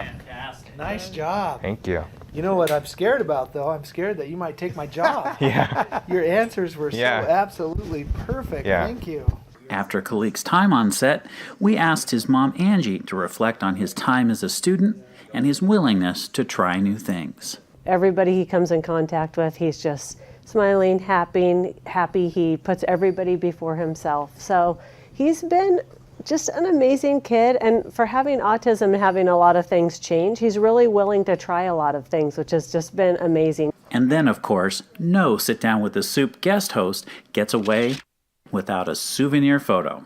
It really was such a treat to meet Kalik and his mom, Angie. So to Sit Down with the Soup's #1 fan, we say congratulations, and we can't wait to hear about your future successes. For Evergreen Public Schools, I'm Matt Griffin. And welcome back to the second half here between Heritage and Kelso. Kelso currently on top 44-0 here at McKenzie Stadium. They're going to go ahead and start with the kickoff, kicking it off to Heritage to start this second half. I'm Ryan Vassbender. We've got Rodney Lawrence with us here today on the call. Rodney, Heritage has to find some way to change the momentum. Hopefully a Chalk Talk at halftime changed something, but they've got to find something different. Yeah, they definitely do.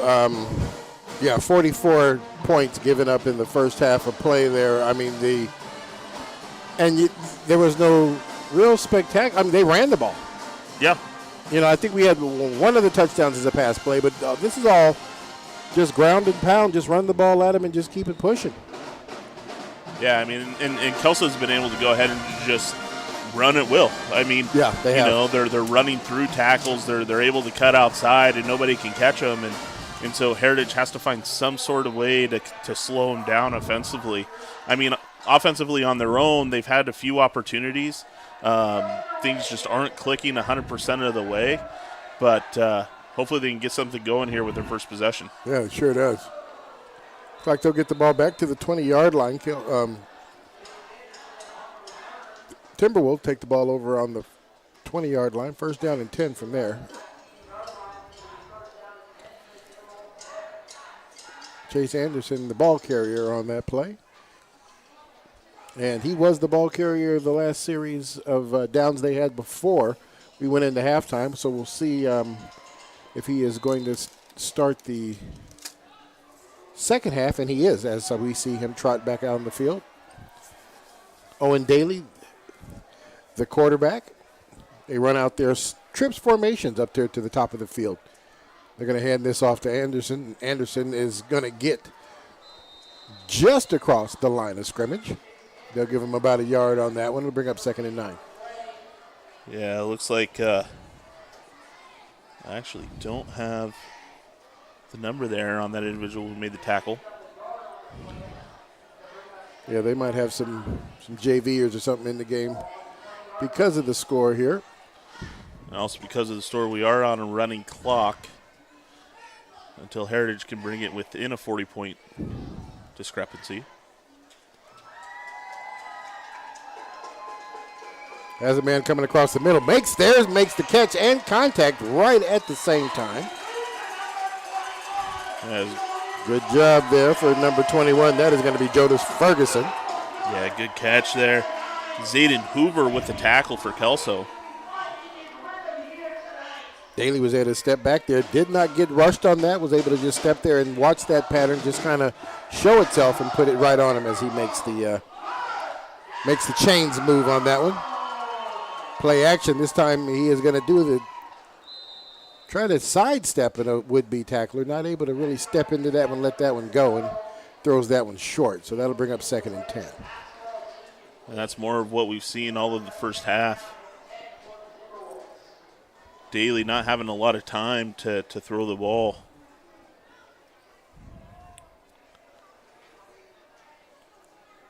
All right, this time the formation here, we've got twin receivers on either side.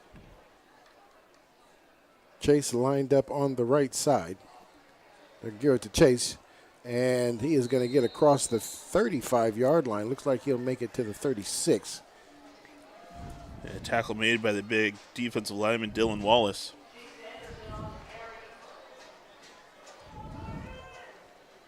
Wallace, 6'3", 235 as a junior. Nice size lineman. Nice size lineman.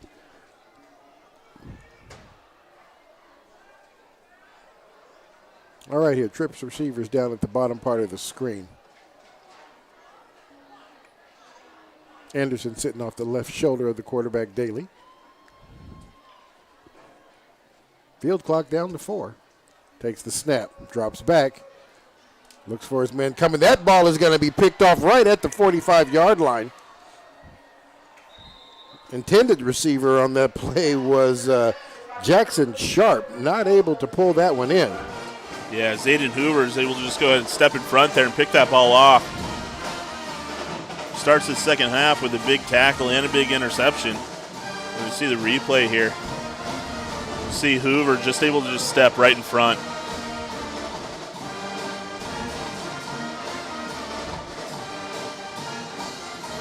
So Heritage starts it off looking pretty good and then turns the ball over right away here in the third quarter.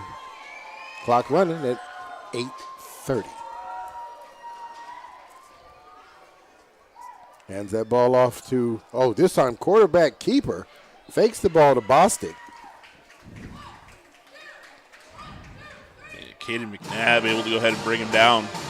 Anders Dow, actually they brought in a new quarterback for us here, number 17, also a sophomore.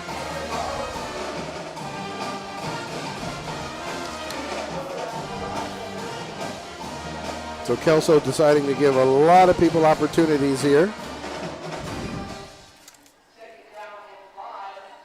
Jonas Conrad, the up back.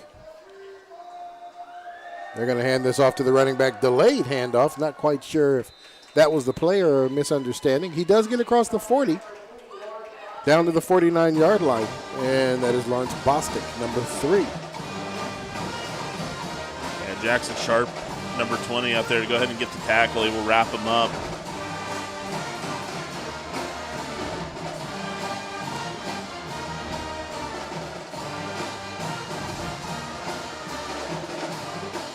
Aiden Richards, number 20, checks into the game. He'll line up at the slot there at the top of your screen. Conrad moves strong to the left side. Quarterback drops back. Gets a man out in the flat. Nice spin. We have got two defenders down as the two defenders run into each other as the receiver spins right through them. Yeah, it was a great spin move there. It caused Hunter Renteria and Jackson Sharp just kind of hit into each other. It's looking like Renteria got the worst of that. Yeah, sure did. I kind of thought I heard it up here. Yeah, it was. It was a pop. Great catch there by number 85. What? 5 was Triton Hagel Dan.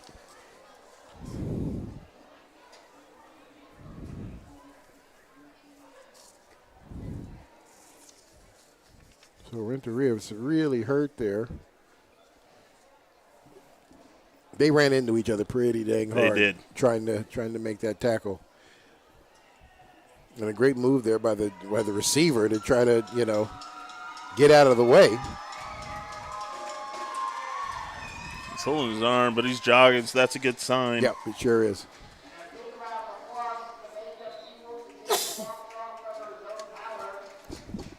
Hopefully Renteria is all right. Yeah. One of the few seniors on the team. Yeah, it sure is. Heritage's that's already the lost second one senior tonight. Yeah, second senior hurt tonight. So the team just got younger.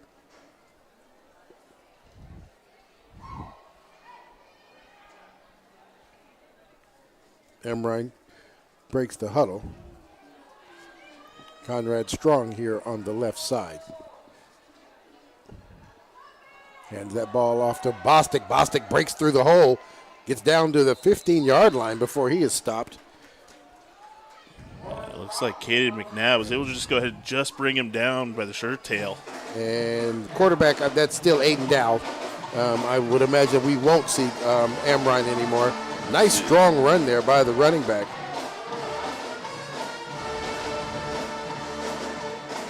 Lawrence Bostic, one of their elder statesmen. He is a senior, 5'9", 165. He looks actually bigger than that and definitely runs harder than that.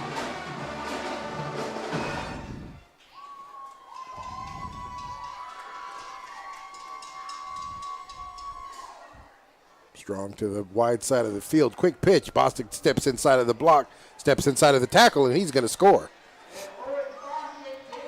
Bostic doesn't get touched at all on that play. Nobody put a glove on him.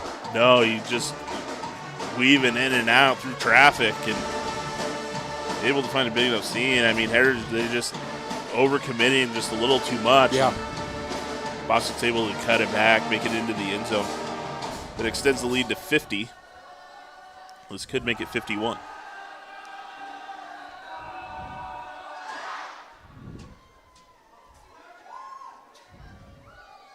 Tate Mead here. And he is perfect for the night as that score goes 51. Heritage still 0. And we did there was a flag that was thrown on the play. It was late. Let's see what here with the White Hat's going to call that. Looks like that is going to be against Heritage. Kick will be good.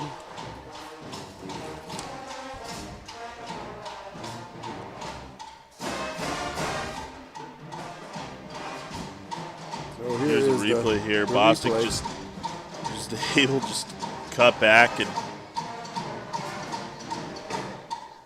safety caught over pursuing the play instead of kind of tracking behind it. So if he does come back upfield, he steps right into his path.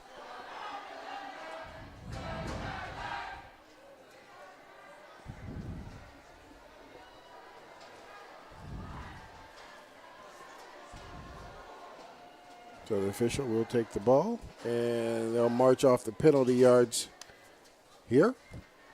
Personal foul, so that will have them kicking inside T-Wolf territory from the 45-yard line.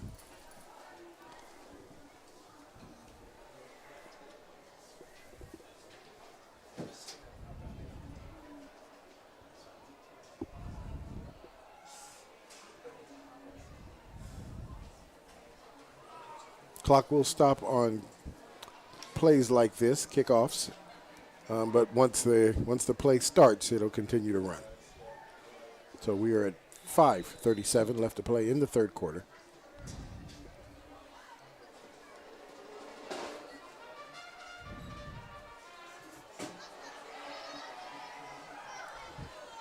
And that almost got away from him, tried to get underneath it. things just seemed going from bad to worse for, they sure for are. the Timberwolves.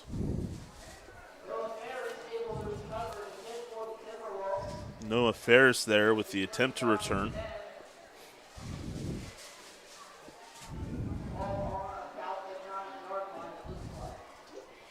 Ferris also a sophomore.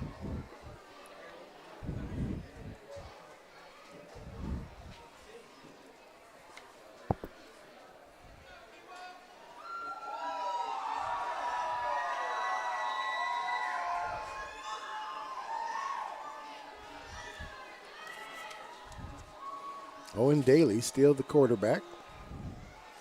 Trips receivers down here at the bottom of the screen.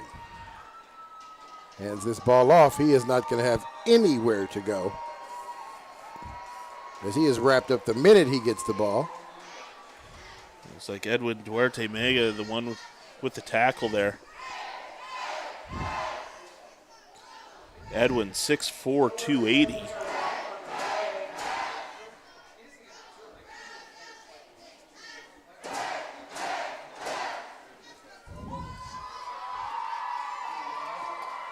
Isaiah James, a running back on that play, also a sophomore. one of the few mistakes the Kelso defense has made today, and they were a hard count, was able to pull them across.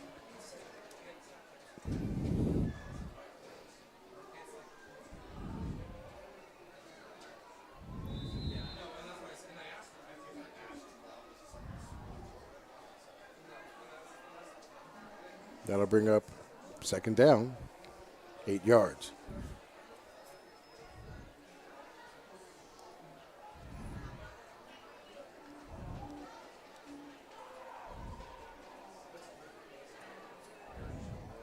Looks like they almost got him again. Yeah, they did.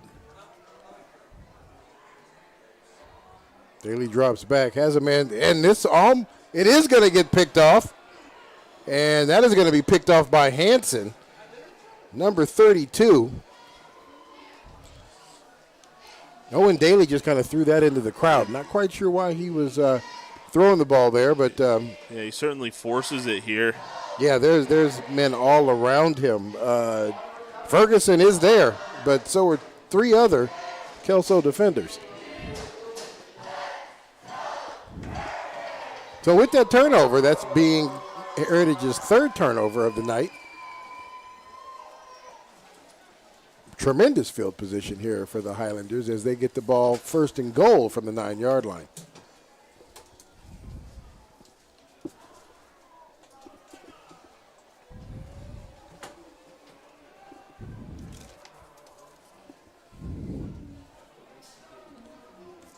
Blake Larwick, the running back this time. Looks like Larwick will get back to the line of scrimmage there and bring up second down. And Jackson Sharp was the one that was able to go ahead and bring him down, minimize any type of gain. I take that back. That is not Blake Larwick. That is Leo Drummall, number 31.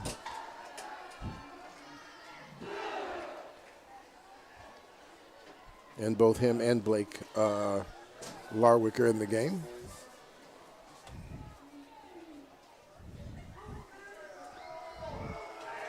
I'll hand it to Larwick once again. Looks like Larwick is going to lose a yard on this one and get back to the 10-yard line. So it'll be 3rd down and goal from the 10.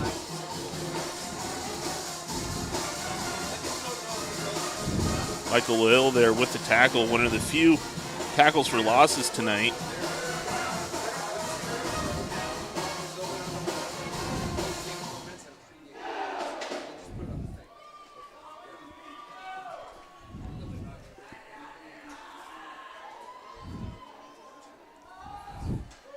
Looks like we might get 2 more plays out of this quarter. Another run play for Larwick as he gets rodeoed down after he gets down across the 10-yard line. Another tackle for the linebacker, Caden McNabb. There's a replay here. Larwick just not able to break through.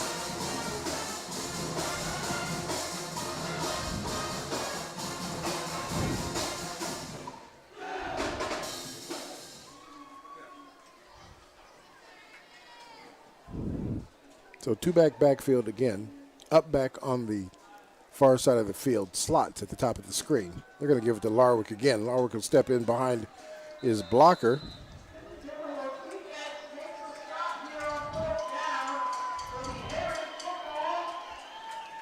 Big stop there. That's a turnover on downs. 11 seconds to play here in the 3rd quarter.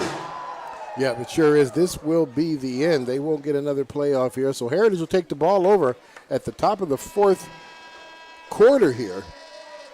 Kelso on top, 51-0.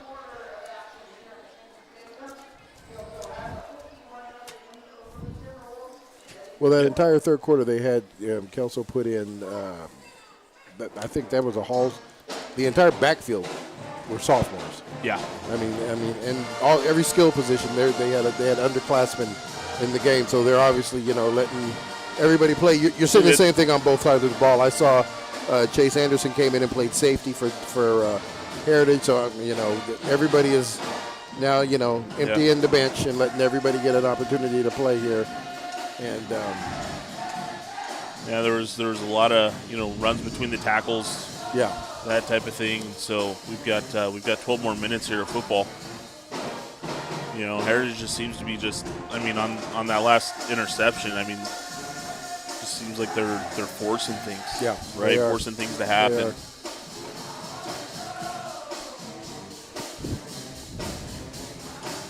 Well, Kelso comes down here and able to get a win under their belt. Going to push their record to 2-4. Heritage still yet to find the success this season. Takes a snap. Haley airs it out, looking for a receiver, almost able to put it on him.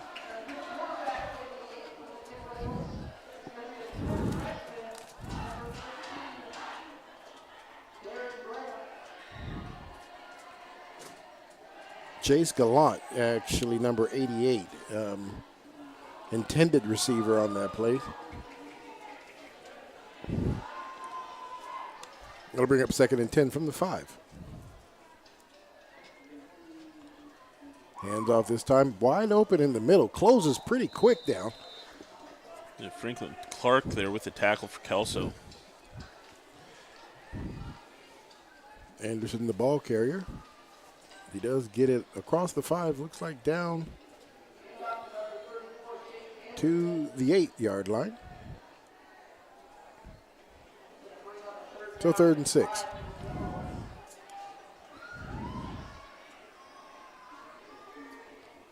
Drops back, looking for, has a man in the middle, has a man, breaks to the outside. The catch is made. Nice job right there at the 31-yard line. That's going to be Jackson Sharp bringing that one in.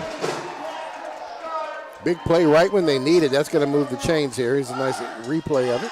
Yeah, you see here, Sharp's able to just go ahead and break outside. Tommy Sharp isn't able to go ahead and, or Tommy Roberts, excuse me, isn't able to keep up with him. Moves the chains for Heritage. 1st and 10 from the 31. Slot receivers. Daly drops back. Going to try and do that again. This time he is going to sail that one out of bounds. Jackson Sharp, the intended receiver for that one as well. 2nd down and 10. Well, both teams are, for the second half of this doubleheader tonight, are out here on the field.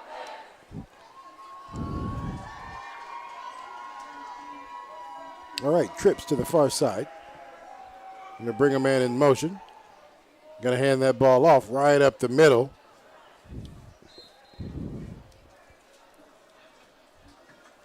Anderson, the ball carrier. He'll make it to the 34-yard line, 3rd down.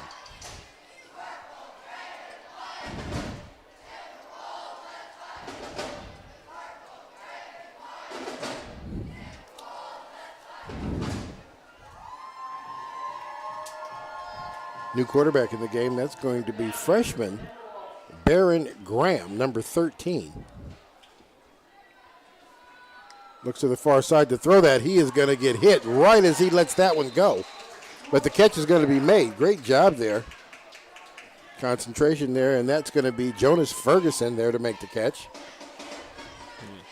Good defensive play there by Triton Hagdal-Dan. Great timing with his contact.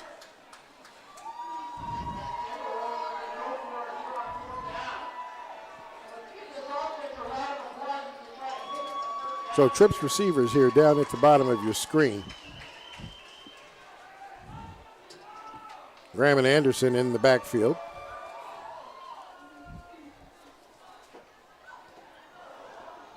Tried to get that out to Ferguson again. Sidearmed it. Pretty lucky he didn't get that one stepped in front of. That would have been a pick 6 if he'd have got that. That one was real close to being intercepted. Regardless, it is a turnover on downs.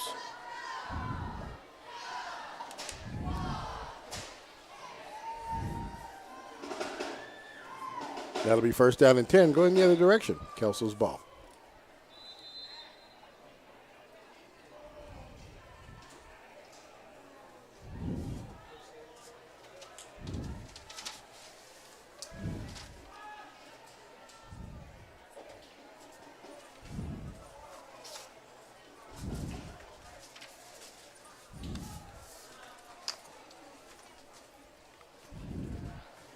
Quarterback takes a snap, handoff right up the middle. That's going to be Larwick.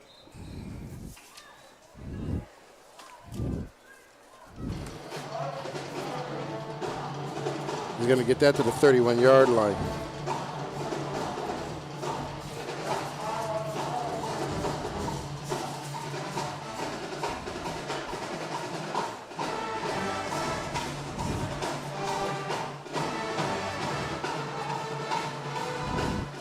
Seven minutes left to play in the game. Kelso on top, 51-0. Strong side to the far side, and we got a whistle stopping the play. More often than not, we're going to have some movement on the line. This ought to back up Kelso 5 yards.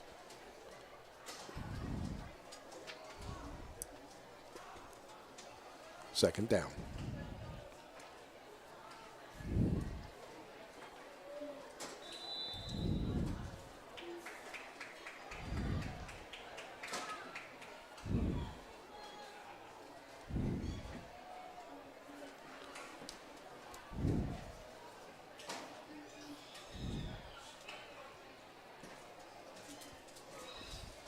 Another handoff. This time he is met right at the line of scrimmage. Good run there by the running back as he falls forward and gets a couple of yards out of it.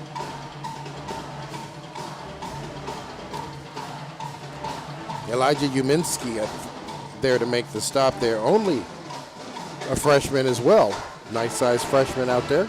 Yeah, he certainly is. I mean, in Heritage, I mean, we talked about it earlier in the game. I mean, they've got a very young squad, and so his experience is certainly valuable for him as they go into other years. I mean, unfortunately, this loss is going to push them to 0-6. Looking at their future schedule for the rest of the season, playing Mountain View, Evergreen, and Prairie.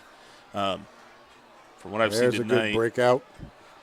I don't know if I foresee them getting a win this year. It's going to be tough. It's going to be tough. It's going to be real tough. This probably was one of their better opportunities to get it against Kelso, and Kelso came out here and played A1 ball. Yeah. You know, very few mistakes. Here's the replay of that one, and this is just a good run by Larwick. You know, just running through tackles. And that's been the story all night tonight. Kelso's just been, you know, they get first contact, they just keep moving, and they're able to brush it off. Yeah, yards after initial contact is definitely something that Kelso was able to capitalize on.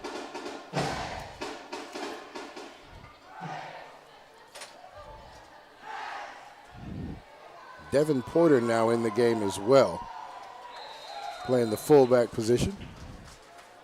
Actually, that was Devin Porter there who carried the ball on Pointer. I'm sorry, Devin Pointer carried the ball there.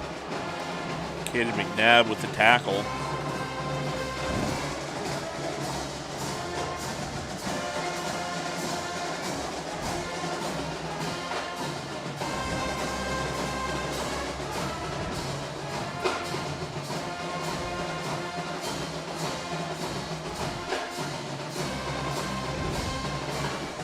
Break the huddle here.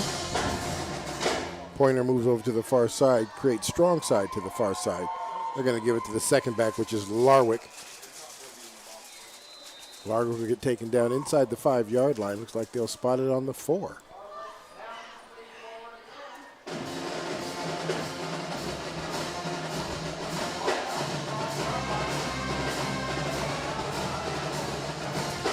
Larwick now checks out of the game.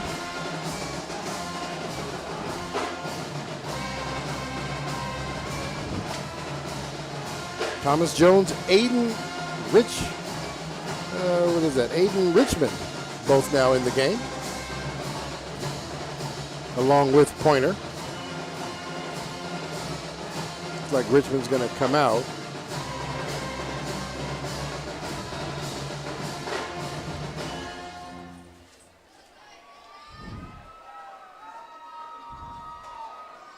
We're going to get a delay of game call on Kelso. That'll back it up 5.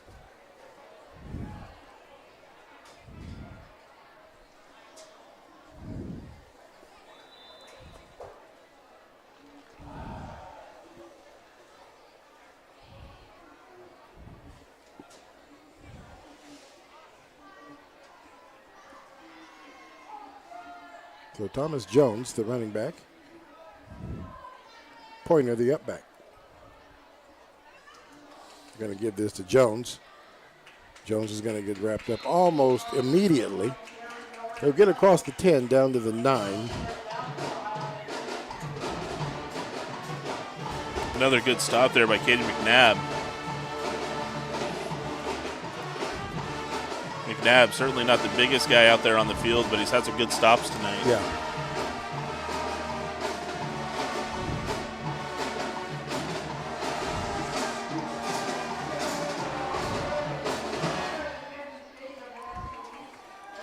All right, huddle broken here. Slot receivers down here at the bottom.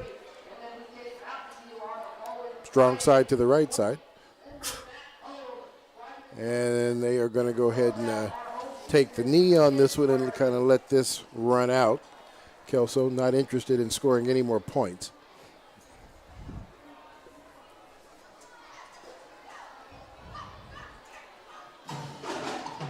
Well, Kelso able to come down here and play almost mistake-free football against the Timberwolves here.